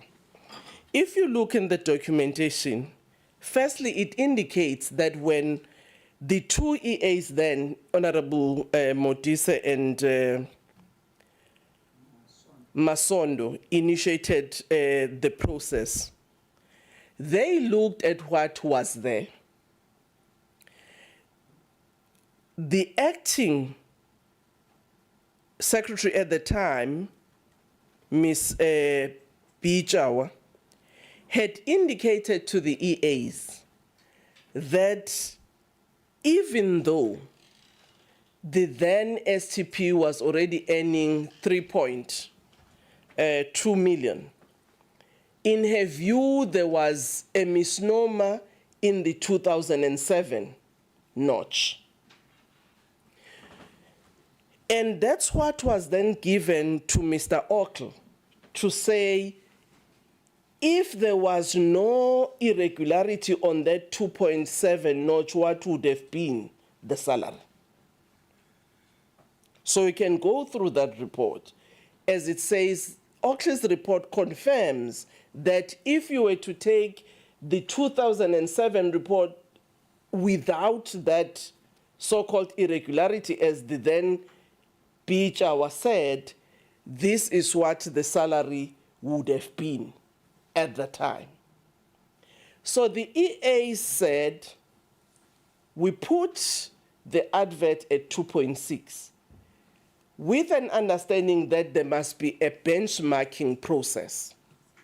So that was in the beginning. And you will see that when the benchmarking process had been agreed by the agency that finally got appointed, the agency was advised that in engaging whoever they identify as a prospective candidates, they must indicate, they must disclose that while the advert is this, there is benchmarking process that would happen. So all the candidates, all 4 of them who were shortlisted by the company in terms of that headhunting, were aware that there was a benchmarking process that was being undertaken. You will note that, okay. Just, is it a point of order? Okay. Chairperson, Speaker, I just want to get clarity. When they did the benchmarking, was it done on salary or was it done salary and cost to company? That's all I want to know, the clarity on that. Thank you. Well, we can ask the HR to clarify the detail after I've finished. So that was informed. So when finally a decision was made by the panel that this is an individual that all of us think is suitable, you will see on the attachment, the EAs gives an instruction that the company, as they negotiate, they must indicate that this benchmarking process is not yet complete. That is why when you see the acceptance on that letter that you are referring to, the STP writes in that offer to say, I accept, understanding that the benchmarking process is not concluded. So that's what that, if you, that written note that is there. Honorable Clerk, you're asking, are there discrepancies? Were there any discrepancies? Well, I wouldn't know because I was not an EA at that time. As I indicate, we are giving you the records that we found from HR and finance of all the processes that were followed. And there are members here in Parliament who were part of the panel who can confirm or deny whether the things that is in the record is what it is.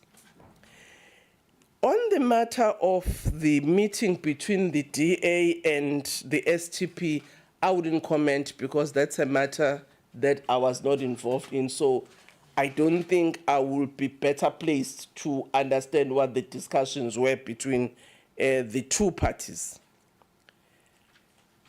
You raise a question whether, in our view, was there any manipulation of the process? From where we're sitting as executive authority, we don't have any indication of the manipulation, unless honorable members know what might that manipulation have been. But from what we've received, we've just given you exactly, without inputting on them our views, just giving you clinically of what we found. So the question you also asked, was the STP aware that the contract will be finalized after benchmarking? Yes, he was aware, as all other 4 who were shortlisted. They were all made aware by the headhunting entity that this is the advert as we negotiate with you. There is a benchmarking process that is undertaken concurrently. As it was indicated when the advert went from the first place, the EA did say that these 2 processes will run concurrently. So anyone was aware.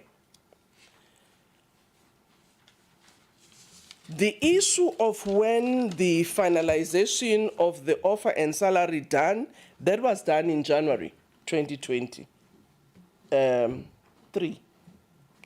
If I'm right, you will correct me, HR, but we did not do anything about the salary in the 7th administration because all of that had already been concluded.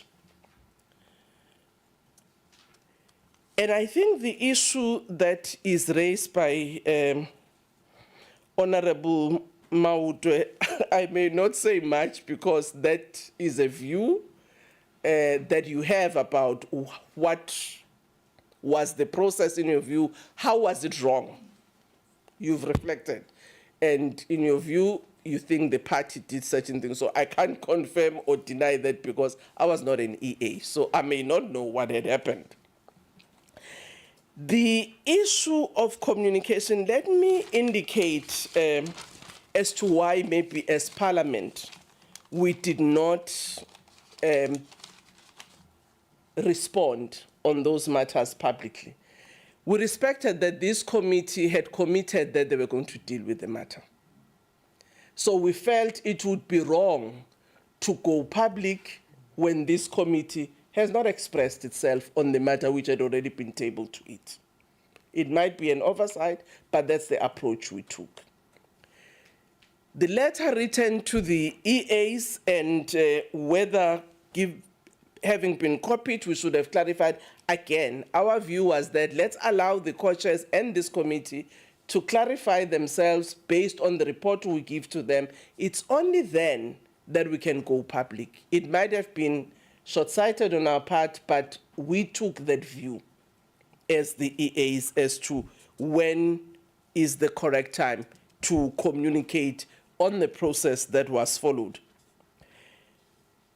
And I think the question was also raised by Honorable Mawuto, what are we communicating? In our view, we're just going to clarify the process in terms of how it was done. So, Chair, others were really comments by members, but I tried to clarify on the questions that were asked, unless there are any that I might have missed. But I just tried to clarify those issues. Thank you. Thank you, EA. Can you allow the HR? HR was going to clarify. Good evening, co-chairs, Madam Speaker, honorable members. As a way of introduction, my name is Duke Mkaka. I am the Human Capital Executive, joined the institution 19 August 2024. The matters that have been deliberated on here clearly transpired before my tenure in Parliament. And certainly, my presentation is largely informed by data that is within my division, which is human capital. I want to kick off and begin with clarification on the benchmark question.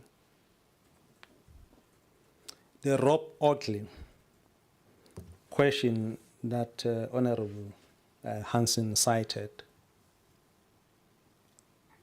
it's not actually a benchmark. If you refer to Mr. Mokonyane, my predecessor, in his memo, as well as the RFQ that source Rob Otley, clearly confirms that he wanted Rob Otley to confirm his logic. And if you go to Rob Otley's response, he then says, I do confirm your logic. What was that logic that he wanted to confirm? It's about the 3.2 salary or total cost to company that the previous STP was being afforded by the institution versus the 2007 package that was offered then. Mr. Mokonyane, in his logic, was, I want to take this 3.2 back to 2007. It was not a benchmark exercise. I want to continue, co-chairs, on the topic of benchmark. The 21st century, I can confirm, as per the records that are before us, is one of the reputable remuneration companies in the country, not just in South Africa, global speaking. They were requested, and the records are before us, co-chairs and Madam Speaker, through a supply chain management process to run through a benchmark exercise. I'm tempted to refer you to the 21st century report. Certainly there's a paragraph that reads as follows. These are the dimensions that should be considered in a salary benchmark process: the complexity of the job, risk involved, and other dimensions that they mention on the report that are before us. Once they completed their exercise, Madam Speaker, then they make a recommendation to the executive authority. What was that recommendation? They put parameters in terms of the salary scales. There's an entry point, there's a midpoint, there's a maximum. And their recommendation, it says the institution must make a determination. On the 18th of January 2023, that determination was made by the EA, informed by the 21st century. What was that determination? According to the records that are before us, it says we are going to offer, or we're offering, a total guaranteed pay of 4.4 million rands. That 4.4 million rands flows out of the 21st century report. It's a scientific driven process. I've cited some of those dimensions.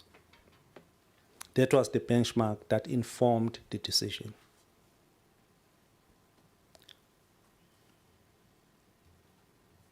The question around why STP started without a formal contract. I want to share insights through you, co-chairpersons, that generally the institution, we offer two processes as part of contracts of employment. You receive an offer letter. which is then accompanied by a contract of employment. What is before us, the honorable member was seeking clarity, the handwritten notes on the offer letter. That's the offer letter. You go and examine all files of our employees, you'll find offer letters. An offer letter in terms of the labor laws and confirmation by Advocate Jenkins, he will respond to that. That's an acceptable practice. It's a clearly engagement between the two parties. It cannot be disputed. But I also want to assist members to share further insights as we deliberate on this topic.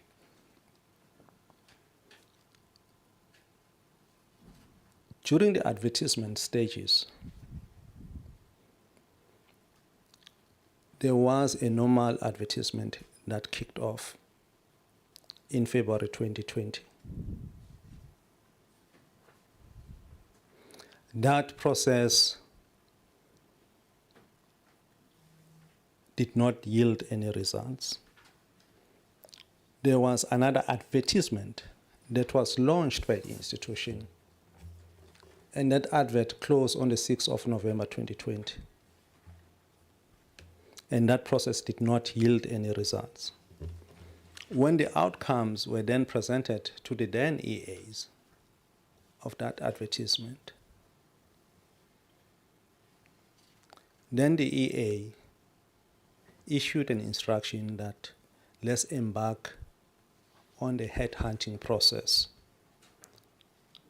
That was the decision that appointed the Revolution Human Capital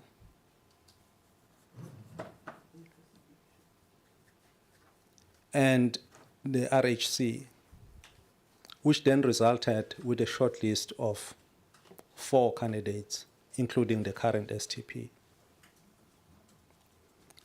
And part of that was, as you headhunt, do indicate that we are running a concurrent process. I think that matter has been referred to earlier.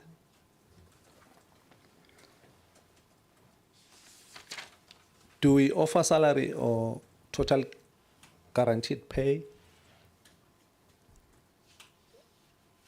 The institution make use of total cost to company. So the 4.4 is not a salary, it's a total cost to company. It's a total cost to company. That's the model that we have as Parliament. It's 4.4, it's a total cost to company. Madam Speaker, I want to pause here and co-chairs with those insights. Thank you. Honourable members, there was hands. I know. I want us to exhaust all this thing because that's what we have agreed. I don't want honourable members when they leave the meeting they will say, but we are not happy. We have not given a space or a chance. I'm not sure. I want to start here. Are you fine, Co-Chair? Okay. There is a...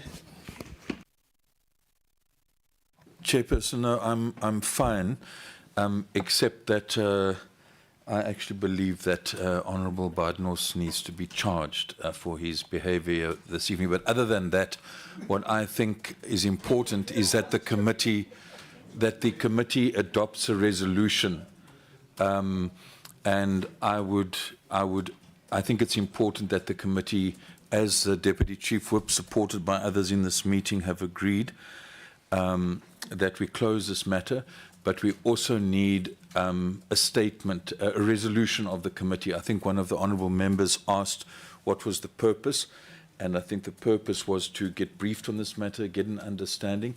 And the last thing, Chair, I would just suggest that these documents which have been given to us should be returned to the committee coordinator. Thank you. Thank you. I think whatever that you have raised, we have noted it. Can I see the hands again, please, honourable members? I don't want to see. And Des, are you fine? Is your hand still up? No, okay. I want to start. I want to start in a correct way, line, so that I don't disadvantage anybody. Okay, let me start this side. Yes. Honourable Mayor. No, thank you, Chair. First of all, let me appreciate that we have deliberated. And my proposal is, Chairperson, is that we put forward resolutions for the committee. And I'd like to start in the sense that, and if you can bear me out, I'd like to propose that the committee accepts the comprehensive briefing report received from the Executive Authority of Parliament on the recruitment process, remuneration offered, and subsequent adjustment made thereafter in the 6th administration. Chair, I also want to say that in the resolution that the committee notes and welcomes the formal confirmation to Parliament by the Auditor General that the recruitment process, remuneration offered and subsequent adjustments made and concluded in 2023-24 audit that there were no irregularities found.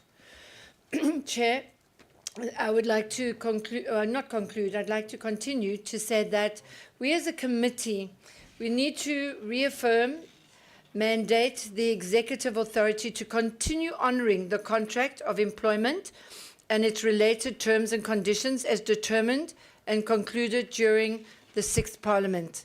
I think it's very important that we as a committee actually state these facts. The committee notes and expresses concerns on the sustained media coverage on the appointment process and remuneration determinations pertaining thereto that negatively impacts on the institutional reputation of Parliament. Chair, something that is very important that I think we need to also look at, that the committee requests that the Executive Authority issues a public statement about the process of appointment of the STP during the 6th administration, and also mandates the co-chairpersons to address a media briefing on the outcomes of the committee. Chair, in conclusion, I think this is something that I think is important. The committee expressed its deep concern that some members went public and launched personal, defamatory and untruthful attacks of the STP, and apologized to the STP for not meeting earlier to clarify the issues in the public domain. I think that's very important that we actually put the statement out and that the committee here confirms the following resolution. Thank you. Okay. Those are the inputs from Honourable Mayor in terms of Sorry, Chair. Neil May. Yeah, not Helen. Helen Okay. Neil May. Oh. It's a double-barrel surname, Chair. Oh, okay. Sorry. Oh, Helen Nilmeyer. All right. Thank you. Mkalipuri? It's safe to say Helen. Exactly. Honourable Hadebe? Thank you so much, Co-Chairperson. I think that I will go along with some of the recommendations that my predecessor has made, except to say that I would also wish us to in our resolution add what Mr. Mkaka said when he was unpacking and clarifying the issue of the 4.4 in this matter. I think that it would be very much important to have that incorporated as part of our resolution. Thank you so much. I mean, by the benchmarking. About the benchmarking Okay. and the fact that he talked about the cost to company Yes. aspect of the figure. That is what I'm referring to, co-chairperson. Okay. Honorable Clerk. Yeah, okay. Honorable Badenhorst. Thank you, Chair, and thank you very much for the opportunity to actually speak in the meeting again. After I thought I would be able to use this public document, Honourable Dugmore, this public document, and I'm glad we've got legal advice here, because the Executive Authority has now tabled a report in the beginning of this document, and this meeting is being recorded and it's in the public domain. And so references were made to all the annexures inside this report, and that has now been placed in the public domain. So I would contend that I'm entitled to keep my copy, and members of the committee are entitled to keep their copies, because we are now talking about something that's already been put in the public domain. But let me continue, and I'm glad that Mr. Jenkins is here for legal advice. I'd like to start with this little book called The Financial Management of Parliament and Provincial Legislatures Act. And I want to refer the committee to section 54(1), which says that the Executive Authority must table monthly, quarterly, and mid-year reports in Parliament within 5 working days of receiving those reports. Secondly, Parliament must refer the reports to the oversight mechanism promptly. Now, you would ask, who is the oversight mechanism? That's this committee, because that's as per definition in the Act.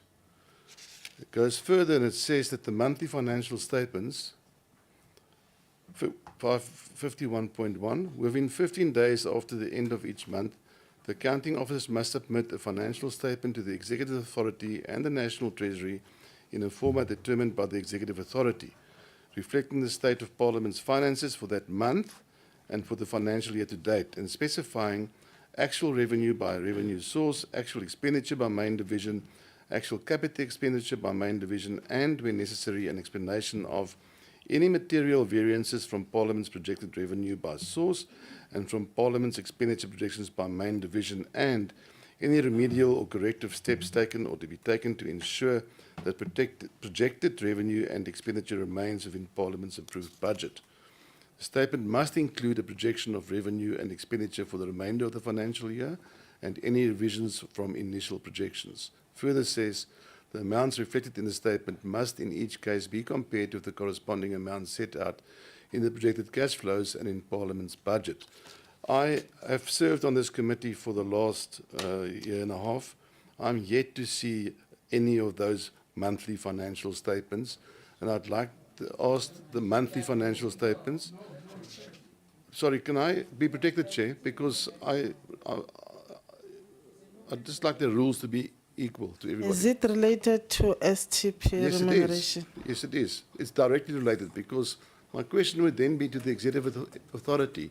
If we, as a committee who's doing oversight, as it says here in this little book, the oversight mechanism, because we are the only ones that can do oversight over the Executive Authority.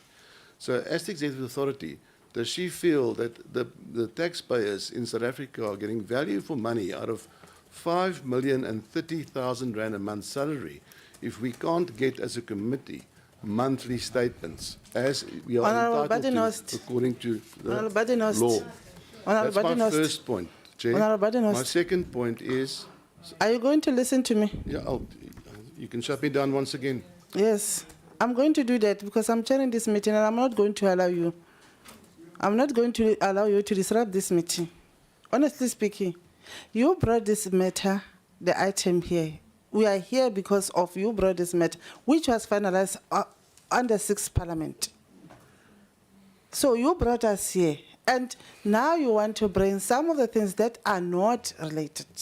It's directly Yes. related. No, I'm saying it's not. So can you please behave as a chairperson of the committee? Can I We are in a continue? committee meeting. Yes, thank you. Thank you very much, Chair. Let me continue then. Section 12 of this Act says there's a fiduciary responsibility. And that fiduciary responsibility is very important because it's the responsibility of the executive authority. So I want to ask the executive authority, since has this executive authority, since assuming office, satisfied themselves that all ongoing disclosure obligations under Section 12 of this Act have been complied with, particularly when new information or public allegations have emerged after the Secretary to Parliament's appointment. And I'm talking about not just the salary issue that's in the public domain, I'm talking about the SCOPA investigation that's now happening in Parliament about him possibly being a delinquent board member because he served on PRASA's board when there was a 2.7 Honourable billion Badinost, rand Honourable fraud Badinost, case. did you brought those things to here? Yes, I'm Or bringing is it now that you are bringing Because them? The question is Honourable Badinost, no, the I'm taxpayer asking getting you. value for money, and And is I'm the EA asking doing their you, work? Honourable Badinost, do you now realize that you become personal? It's not personal at all. No, you are becoming personal. No, Honourable Badinost, please. You are becoming personal because whatever that you are saying is the first time this committee is hearing about. So please, now it's like you are trying to dig something that is not there, and then you put the matter here through the party, and then after that, the EA have went all out to make sure that they get information for this committee. They tabled the report to this committee. So now I can say that you are, after realizing that whatever argument that you wanted to bring is now not flying, you want to bring another thing, which is not fair. It is not fair. And what I can tell you is, even yourself, you will not be happy for people looking around, seeing your payslip moving around all over. It's not going to be fair to you. And the last Yes, point I'd like no, I'm on the floor. I'm on the floor, and you are going to keep quiet, Honourable Badinost. You are going to keep quiet because I'm still maintaining you are the chairperson of the committee and you are also the whip of the province. So if you cannot behave in this meeting, and then how do you expect people to behave in your committee meeting? If you cannot listen or respect a person who's chairing the meeting, how do you expect people to respect you in your own committee meeting? And the last point I'd like to make. No. You think that we are pleasing other people? It's not going to work. I can tell you to go out of this meeting. I've got that right. As long as you don't behave, I'm going to do that. I'm going to do that, Honourable Badinost. Try me. Try me. Yes, try me. I'm not going to allow you to do that. You have been misbehaving since the beginning of this meeting. You have been misbehaving, and you are not better than anybody here. You are not. Yes, you brought this matter. We respected you. Since we have started with this committee, it has been you bringing all these things. And then we want to do justice, because you go all out and mislead the public in whatever that you are saying. Now this committee is attacking us for not communicating. So here we want to finalize this matter so that we can be able to communicate with the public what has transpired, what are the reports that we got from the EAs. I'm going to give you 2 minutes to finalize what you are going to say. Thank you very much, Chair. Now, the Human Capital Director referred us to the 21st Century Report. I have, with a little bit of time I've had, gone through the report. I have not in the report seen any, and he talked about the total cost to company package of 4.4 million, which is now this year 5.5 million and 30,000. I just want to make sure that he tells us or show us where the total cost to company salary includes the S&T meals, the gratuity payment at the end of this contract, which is 2.3 million rand, this exit gratuity. The medical payments I saw there. The accommodation, there's a flat in Sea Point, which he occupies, owned by Public Works. Is that part of the total cost to company package, or is that over and above? And there's been renovations made to that flat, I think to the tune of R1 million. I did some research. Who paid for those renovations? And just this S&T was 200,000 rand in 2022-23. Is that part of his total cost package, or is it over and above? Comrade Badenhorst. Thank you. Thank you, Chair. No further questions. Thank you, Chair. Chair, I made Honourable Badenhorst, can I, please, honourable members, please. I want to ask a question. I want to ask Honourable Badenhorst a question. Have you appointed a person who's following the STP, or yes? Do you have an investigation or investigators, personal investigator to the STP, following him, where he's going, where he's staying? Can you clarify us? Because I'm trying to check something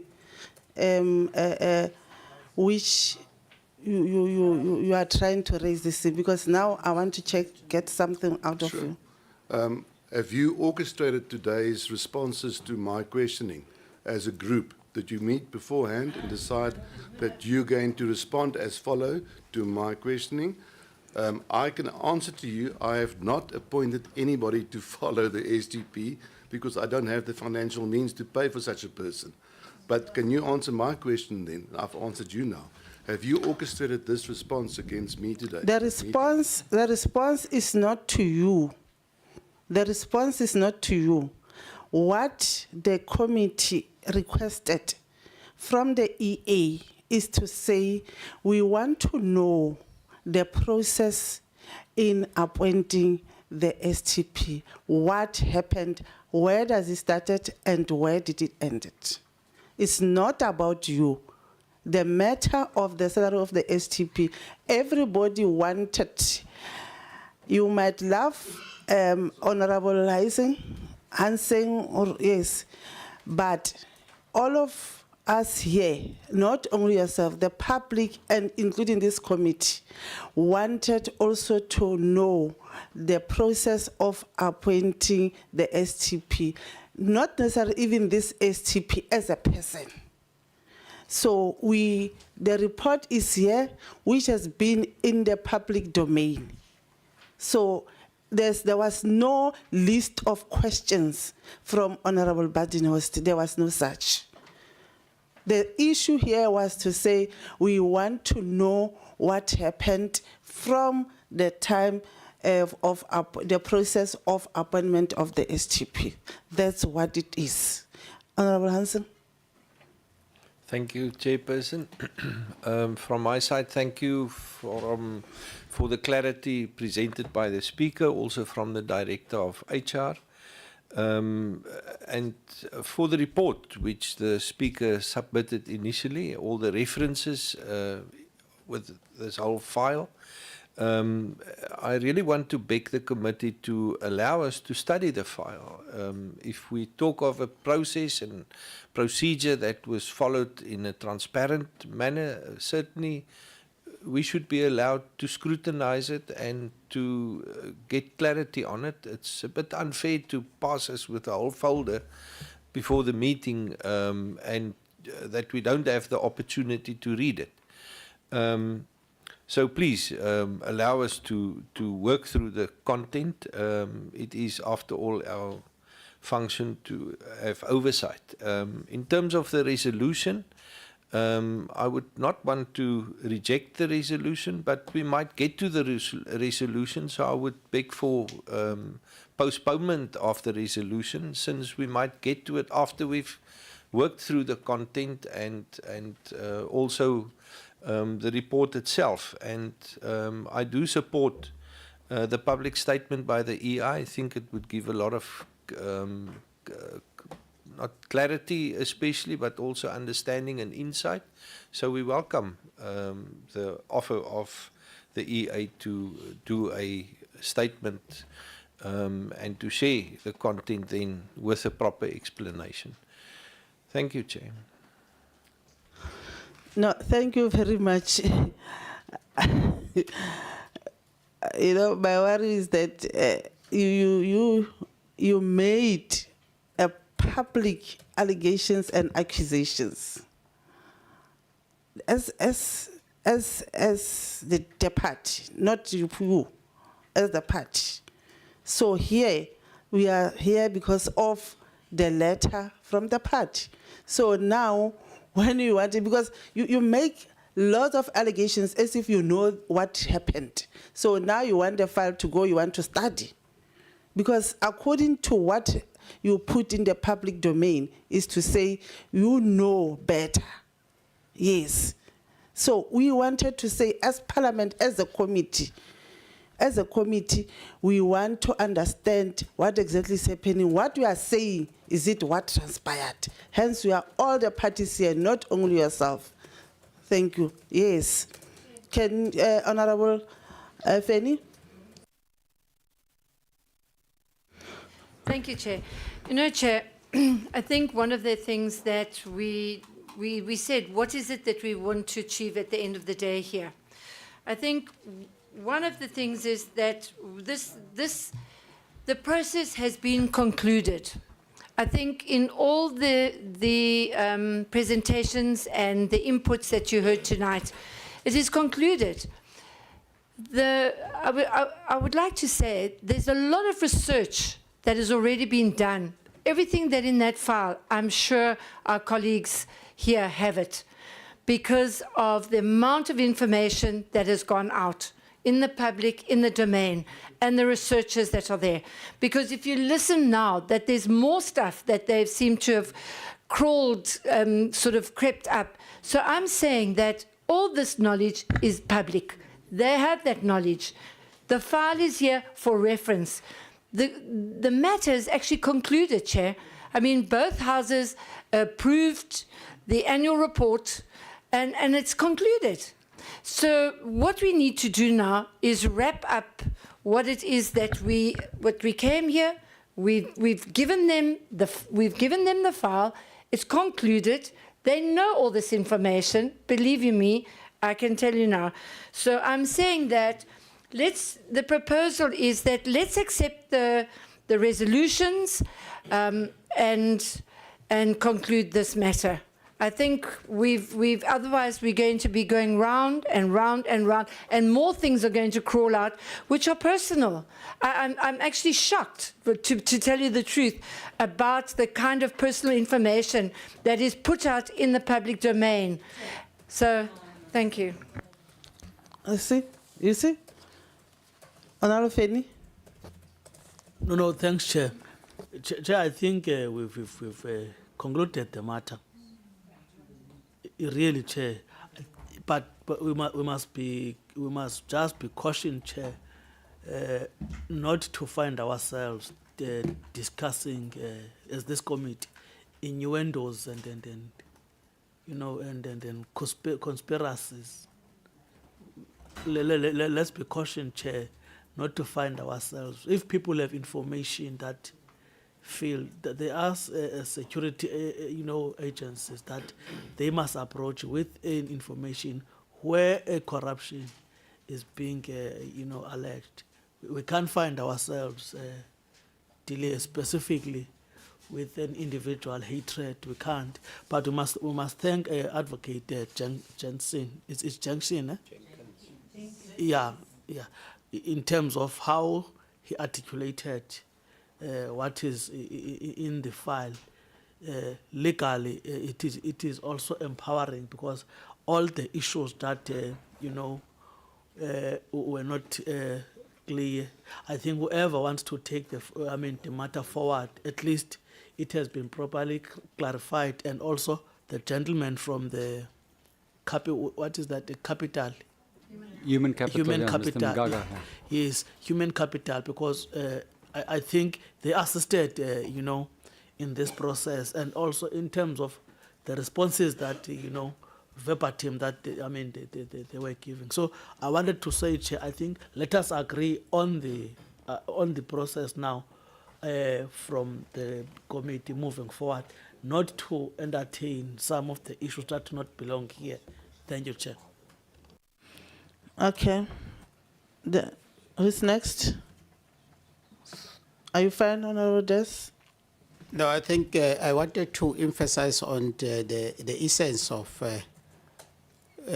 maybe as part of the resolution of capturing the advice from the legal, what you call the legal team.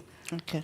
Because the message is very clear that if after the report presented by executive authority, members identify some discrepancies, there is a provision for those of us who feel that there are areas that were not properly entertained. There's a provision to deal with the outcome of the two houses, to deal also with the AG's report legislatively. It's not like people are being suppressed to take advantage of those provisions. But the real matter as this committee, it's important for us to accept that this is a product of our own processes, or the processes of Parliament and the AG, And of course, one is a bit concerned, Chair, because the executive authority allowed this meeting to take place after receiving that request from the DA's chief whip. But it seems as if this is a concerted effort. It's not only about this issue of remuneration. That complaint was followed up by promises of dossiers that apparently were not submitted. So it's very clear that we might not only be dealing with a remuneration issue. And it's important that at times when some of these things are processed, a comprehensive analysis is conducted. Because truly speaking, from where I'm seated, I'm still asking myself, have we done justice to the mandate of this committee by entertaining this matter? But anyway, we appreciate the effort by the executive to share the information with us. So those who might not, who might be having reservations, there are outlined legislative provisions to be taken advantage of. Thank you. Makesini? Okay. Before TG, can I, Hadebe? Thank you, Honorable Chairperson. As I asked Advocate Jensen about the status of the report of the AG, he confirmed that if it is not challenged in court, it is standing, and then it is our work as Parliament to support the institutions that support democracy. So I'd like to propose that we concur, actually support what Honorable Helen has raised, that we accept the report and then take the due process also as added by Honorable Khatebele, the contents thereof, and then the EAs then make a public statement and yourselves, and then I think that we're fine, because we cannot change that report of which happened in the 6th Parliament. So we really appreciate the EA. Is what they have done. The reports are very comprehensive. Thank you. Honorable Maude? No, thank you, Chair. Chair, the reality and the truth is that this file is very thick. I just browsed through now and I see this matter of salary adjustment dates back from as early as 2007. So it's been postponed and postponed and postponed. So it says to us there's more that we can learn out of this if we were to be given permission to take these files. So I'm advocating that we be given these files to go and study them thoroughly and get to the bottom of this. I don't think we need to rush this process in the manner that we are trying to, because it speaks about our Parliament, speaks about a very important organ of the state, that we find ourselves now, because of the former EAs. Now we're entangled in this mud that we are now have to look into. But like I said, if wrongdoing was done, it was done and it must be attended to. Can't be that it's an old thing and therefore let's close the books and go. I mean, if you look at Annexure 11, the offer letter was signed by the 2 EAs. Where is it? You see this thing of, it was signed by the 2 EAs before the secretary. Then when you go to Annexure 12, he signed and made comments on it. But if he was honorable, he would have persuaded these 2 EAs to put these comments on the letter itself. And then they sign, all of them, together to accept this thing. So it gives an impression that it goes back to what I was saying, Speaker, that he was promised from the beginning that no, don't worry, we are going to adjust your salary. We'll find means and ways to how to play around with the process to get you to where you want to be, because it's been coming, this thing. Even the advert itself speaks about 2.4. It's very clear. It's here. I'm seeing it. There's another letter from Jawa to, I think it's HR, that says the salary must be 2.9. So there's a lot of things that are happening in these files, which the summary of the speaker, she tried, but it couldn't cover everything. So if there's anything that is going to be communicated, it must be clear that as the EFF, we don't agree with this. It must come out very clear. And actually the EFF is going to issue a statement tomorrow about what we have gone through in this meeting. That we don't agree with this. We don't agree with the 60% increase of the STP. If it was a salary increase of all employees, are we saying that all employees received 60% increase on that year when the STP received it? It's not true. So the reality is that the salary of the STP moved from 2.6 to 4.4. Whether we're comparing it with Salaga CEO position or not, it's neither here nor there. It's a choice that he made as a revolutionary, that Khadebe is declaring him a revolutionary. As we also did, I earned more than what I'm earning now when I was working at Transnet. It's a revolutionary decision that I made because I want to serve my people here in South Africa. But that can then mean that I must go to Speaker and say, Speaker, I was earning 3 million at Transnet. Adjust my salary alone. It's not correct. So that should be the clear message coming from the EFF that we don't accept this. If anything, we should call for a thorough investigation on this issue of the appointment of the STP. When he was appointed, when we voted there in the House, it was not about the salary. It was about the position. And a lot of parties could have been misled because the advert went out as 2.4, which is in the public domain. So everybody knows it to be 2.4. Only for us to sit with an egg on our face that it's actually not 2.4, it's now 4.4 million. That came 6 months after his appointment. So that is where we are, Chair. Thank you. That is, before you, Fanny.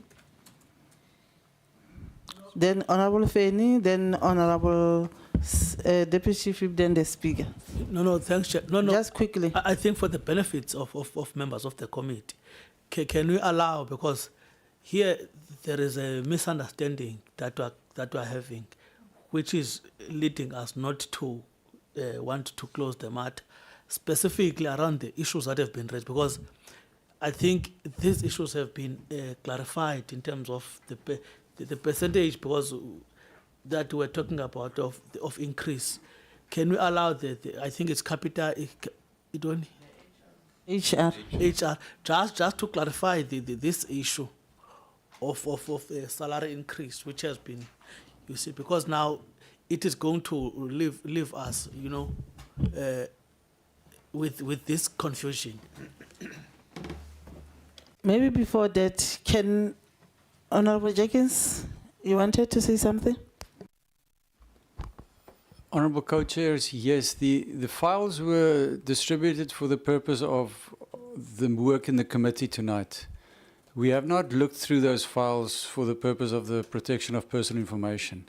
So there's information of other people in those files which we cannot corroborate. So I would suggest that the files are available within Parliament for people to look at, where it can be managed, but not to be leaving home yet, if that's in order, Honourable Co-Chair. Thank you very much.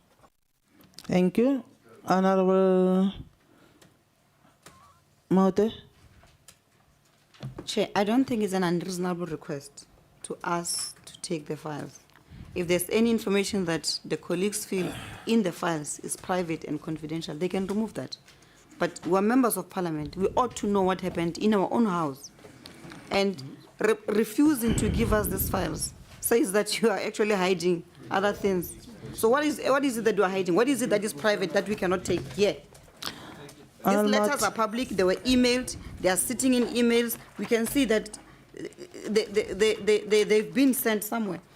What exactly is private in this? Can it be removed and we be given these files to go and read them thoroughly? I just gave you a typical example.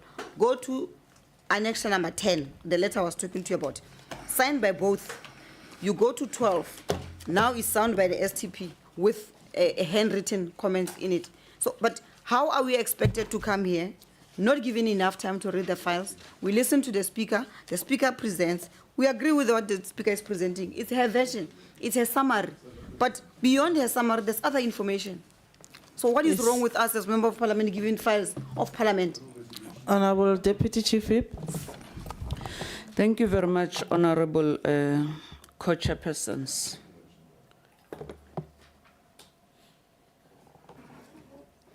Honorable Co-Chairpersons, Honorable Co-Chairpersons. Thank you. Honorable Co-Chairpersons, I think the process was audited by the Auditor General of South Africa. So, if we question that process, what are we saying to the image of the Auditor General's office? Are we saying the outcome of that process is wrong or fraudulent? That is what I want to understand. Then secondly, when we agreed, if I may if I can remind Honorable Van Rooyen, what triggered this meeting was not the letter of the DA to the co-chairpersons or the speaker. It was because Honorable Badenhorst was raising these issues in bits and pieces in every meeting that we had. And we agreed that we will come and deal with these matters in a closed meeting because we will be dealing with personal information of people, including that of the so-called advisors, because others said there are advisors. We said we will deal with these matters in a closed meeting. What triggered the meeting to be opened is the narrative of the DA, what they were saying in public about the salary of the STP. That is the only reason. So the files must be collected and be in the custody of the EAs and HR. If there are suspicions of wrongdoing with regard to this process, I think in the country we have law enforcement agencies. People can take that matter to the courts. I think that will be a better way to deal with it. But we cannot be stuck on one and the same matter forever and ever. And getting back and collecting back these files to HR and in the custody of the EAs. Anyone is allowed to go there and read the files at their own spare time. We don't want to see the pay slips in newspapers because some of us want to take the files not for the intended purpose of going and reading them alone. We have seen these things in the media. So we don't want anyone's personal information to be in the media, in the media. Yes, we agree, members of parliament have a right to scrutinize and do whatever they can do, but we don't want newspapers to publish the pay slips and personal information of people. I don't think any of us would want our own information to be published out there. I don't think that is what we want. So lastly, I want to support the proposed resolution and also the amendments thereof. Thank you, Honorable Chairperson, and I want to propose that this should be the last time that we are dealing with these matters. There are many things that we must scrutinize in Parliament as this committee. We cannot be stuck in the past.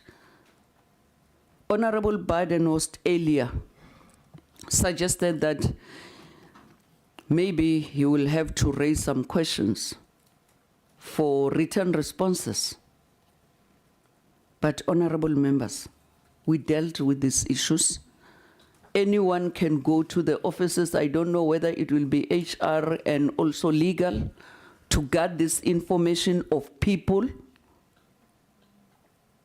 to go and read. We are doing that in some of our committees. You go into the boardroom, sit there and read the information and then leave it there. I'm telling you, honorable members, if we are not careful with handling people's personal information, we will see everything in the media, like it has been done by other honorable members. Let the files be in the custody of the EAs and HR. Anyone who would want to go to read, they must go there and read it. Thanks. EA. Thank you, Chair, and thank you, members. Let me just say, Honorable Badenhorst, I think the matters you raise, I can indeed respond to them, even though they are not part of the discussion, as much as you try to link them. A separate matter, and if members would like us to deal with those, they can put them on the agenda. But we do receive monthly reports. They are sent to Treasury simultaneously. They are sent to this committee quarterly. No. We receive it every month, and we scrutinize them as EAs. We do. Unless we've got other information that I don't have, at least on my part, co-signed by both myself and the chair of the NCOP, we receive them on time every month. We assess them against the budget. They are sent to National Treasury. They are sent to the committee, this committee, quarterly. So if the committee has not discussed that, have not put that on the agenda, I don't think it can be put on the doorstep of the EAs. So I just thought it's important to clarify that.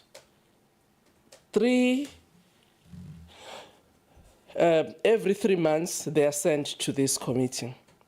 On the issue that you raise, whether we are happy that this value for money, I think it's the issue of the performance appraiser, which I don't think we were dealing with at the moment in terms of the issue that we were asked to respond to. But we can respond to say, if members want us to indicate what is the performance appraisal of the STP, where did it put him, I don't think that is information that is hidden. It's also not hidden from you, because that performance, you assess it quarterly when you look at the APPs, whether we have met our commitments in terms of the annual performance plan. That indicates whether the secretary and senior managers do perform on their duties. So I'm saying it's not a hidden secret. because the APPs are assessed by this very committee. On the issue of the SCOPA matter, it's a matter, as you correctly say, that are with SCOPA. We do not have access to them. I actually don't even know who are the witnesses that get called by SCOPA, seated here as a speaker. So I can't confer whether he is on the list or not on the list. Unfortunately, the speaker is never told by any committee when it does inquiries who they are going to call. On the issue of the ad hoc committee that is sitting, the speaker was only asked to intervene on the matter of Mr. O'Sullivan and Mr. Brown Mahoti because there was a specific issue. But the entire list of who they would invite today or tomorrow never come to the speaker. And by law, it can't, because that's the committee that has been appointed by Parliament, particularly the ad hoc committee. They were given a mandate. The speaker's responsibility is to support that process. But she can't say, I want to know who are you calling today. It will be thoroughly out of order. I can't go to Honorable Zibi and ask who is on your list. That will be thoroughly out of order. So I wouldn't want to comment on the matters of SCOPA's investigation. I will deal with that report when it has to be tabled in the House for discussion, because it was the House that agreed that there should be an investigation. All what the Speaker did was to make sure that legal services is available for the committee to support it. If there's any requirement, maybe where they need external legal advice, they will write to the Speaker. The Speaker would actually approve to support in the work of that committee. But to determine the terms of reference of the committee and its program of action, that's entirely within the mandate of committee as it has been agreed. So I just want to say on that matter, I do not think the Speaker or the chairperson of the NCOP can actually comment on that matter, which is under investigation. So I would also ask, Chairperson, with due respect, that this committee cannot deal with that matter until the specific committee entrusted with that investigation reports to Parliament. With regards to the renovation to the flat, again, I just want to indicate that I am not aware, and it would be advisable if the Speaker is given the information. I can't be asked, do you know whether there was a renovation on so and so's flat? Who did it? Angazi. And unfortunately, Honorable Badenhorst, this matter arose last year, raised by your chief whip in the House. I responded as a Speaker to say we cannot deal with rumor. If colleagues, where they are seated, they've got information, they must bring it available. The Speaker or the NCOP chair can't be accused that you have not dealt with another matter when you don't even know what is the matter about. You have liberty of information that is not with us about renovations and who did it. My request would furnish us, and then we must investigate as the authority, but we can't be asked when we don't know what we're responding to. And Chair, I would really plead that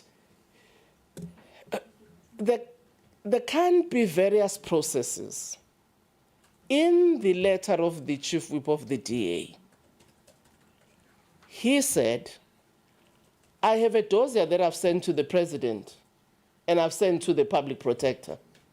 I'm not sure whether it was given to the co-chairs. We only got a letter. So we can't answer to something we don't even have in our possession.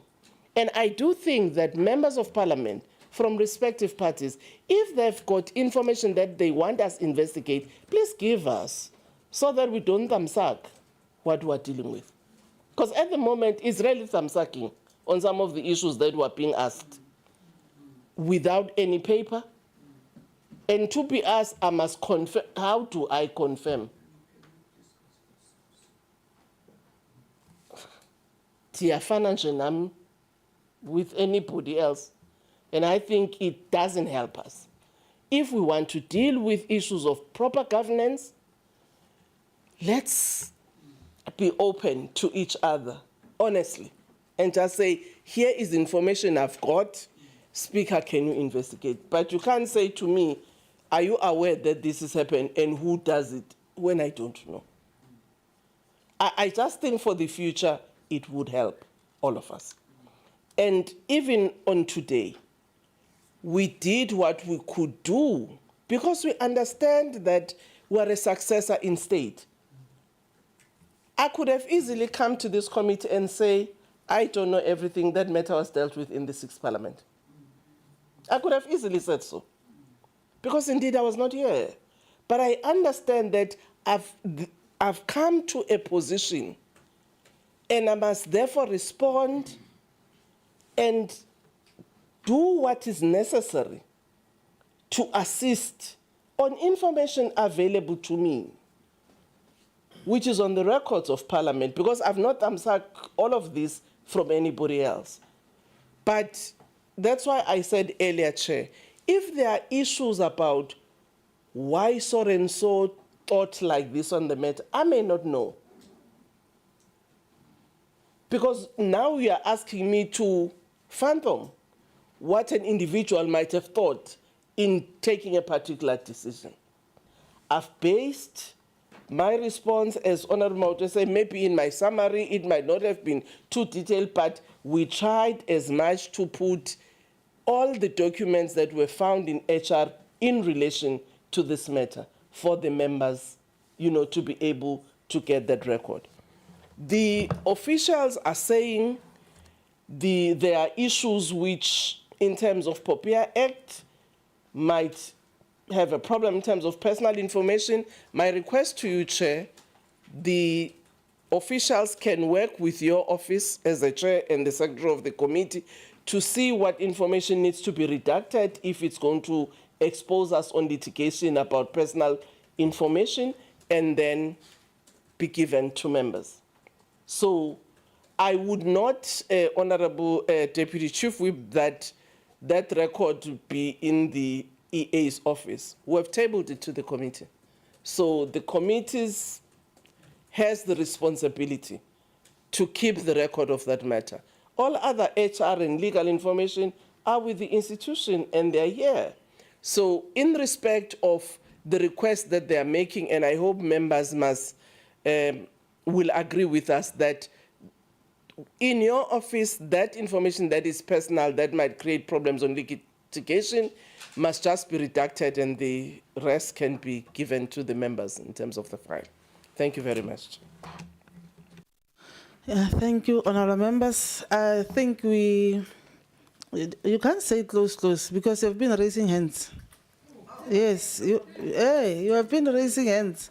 So when I want to close the meeting, you raise the hand. And I know you didn't want to go. So because this matter has been, very much itching to all of us. And our members, I think we have received the legal opinion in terms of the documents, and that is the purpose of us having Dr. Jankis in the meeting. Yes. Yeah, no, he's going to charge all of you. So, you come in. So, honorable members, the files will going to be collected. Those who want to see it, you can go to the HR and see, so that the HR can be able to, when you look at the file, you'll sign to say, I came to the office and, Deputy Chief Whip, please.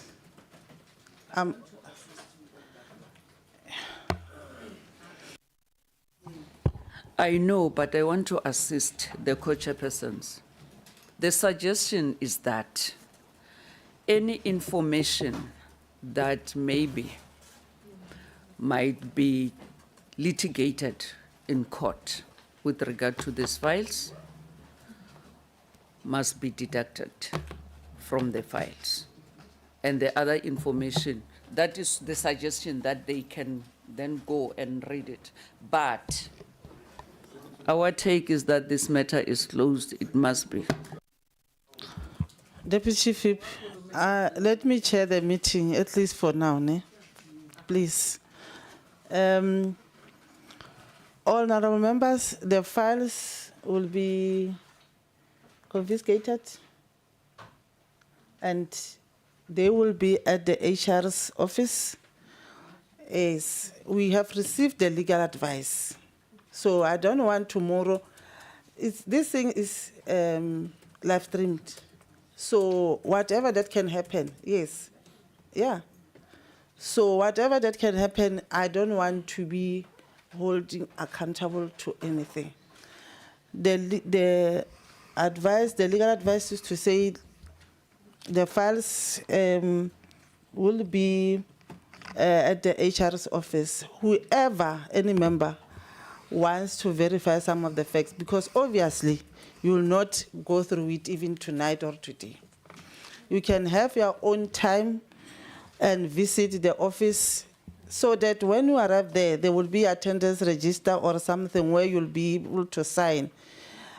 On their time, they themselves, they will take out whatever critical information that is that can cause any legal challenges to the committee. So that is the resolution of the meeting, honorable members. Files be submitted to the HR, and I'm not sure because I want to close the meeting. The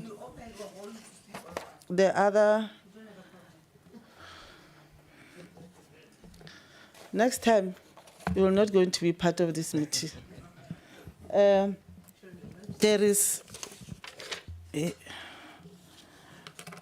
I'm not sure that these other matters that you'll be discussing the next meeting as agreed. So, Co-Chair. Thanks very much, Chair.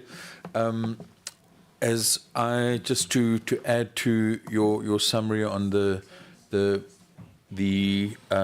document, I'm sure that HR and legal can advise our committee of what can be released and what cannot, because as I think the speaker indicated, in the end we will be the custodians as the committee, but they're going to advise what, and then by tomorrow, members, we can make available what we get. And then, Chair, in terms of what you're asking, my understanding is that if we look at our agenda, you would see that we did agree earlier that all the outstanding HR matters would be moved to the 13th of March. That was the other part. And then also we were going to consider the minutes of 2026, 13 Feb, and the draft committee report. I think given the lateness of the hour, and I think as you were moving towards closure, I'm sure we can deal with all of these matters plus the agenda items on Friday, the 13th. And also, Chair, just a reminder that in terms of the resolution, with that amendment, that we would ask you as our co-chair to address the media just to explain the outcomes of this meeting tomorrow. Thanks. Speaker? Thank you, Chair. I'm not sure whether you are going to release a statement when, on the other hand, you said people can still have an access to the file. So what is it that we'll be saying? Because for me, that is like an unfinished business. Can I just say that my understanding, and I really don't want us to open up a debate again, in terms of the proposal of this meeting, there was a proposal, it was seconded with an addition around the need to clarify the issue. That any statement would also have to indicate exactly that the members will have further access, but it's a statement about what happened in this meeting. That's what we need to issue, a statement about what happened in this meeting, and as has been moved in the meeting here, that, you know, this is the meeting that discussed these matters, these proposals were made, this is what we decided about the documents, and we'll handle it like that. Chair, I think the speaker gave a guidance. Let's take the guidance from the elders. Let's stand down on the statement, allow members to go through. It's an unfinished business. So our elder has spoken. You see, you are taking us back and forth. You are the one who said we don't communicate. So now it's something else. No, me, I never said that. Deputy Chief. Chair, I must correct you. I never said that. That didn't come from me. It's not me. You're confusing me with someone else. Honorable Chair, co-chairpersons, I think this matter is closed. We are not going to, I even suggested that those who are not satisfied and believe that there is wrongdoing, they must approach the law enforcement agencies. We cannot every day sit and deal with one and the same matter as this committee. We can't. We really cannot. There is an Auditor General report here confirming that the process, there was nothing wrong with the process. So why are we now wanting to go backwards and forward about it? No, honorable members, no, it can't be. It can't. This matter is closed, Honorable Chair. Those who want their information, they can go to where the files will be kept to go and read it. Please. Hadebe? There was Hadebe first. No, thank you, Honorable Chairperson. I think that what is important is that you, as the co-chairpersons, you have a right to issue a statement, a press statement, without being influenced even by the committee itself. You can summarize what transpired here today, this evening, and then issue that we are satisfied with the work which was done by the former EAs, and the matter was put to bed in the 6th Parliament. Those are the things which they were agreed. Even the Auditor General has agreed that there was nothing wrong. Those are the things which you can articulate, but you cannot hold it in abeyance. And then I'll concur with my colleague here that this matter is over. This matter is over. We have done what we're supposed to do. Thank you. Chair, I just want to clarify this thing of communication, because I can see it's also causing confusion. You know, it's not correct whereby the 3 delegations from EFF are going to be misunderstood. I raised the issue of communication whereby I say this matter is not new, Speaker. I said if Parliament have been communicated by then, ngaba sikula, because this matter placed on the agenda has not been placed yesterday. This matter was spoken to when Kwahube, a Minister of Basic Education, was the Chief Whip.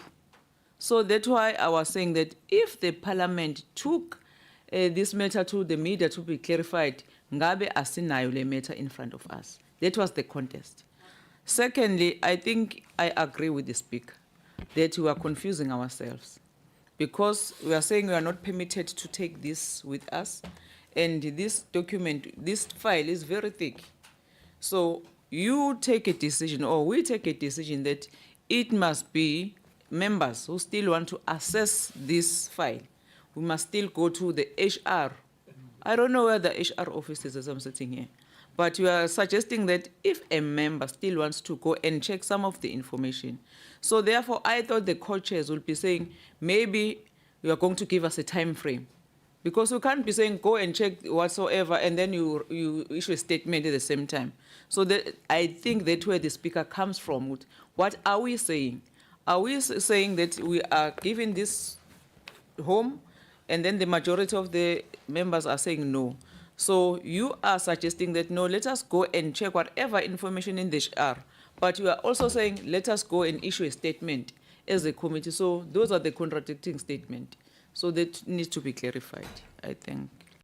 There's nothing that is contradicting. Maki? Feni? Oh, Honorable Des?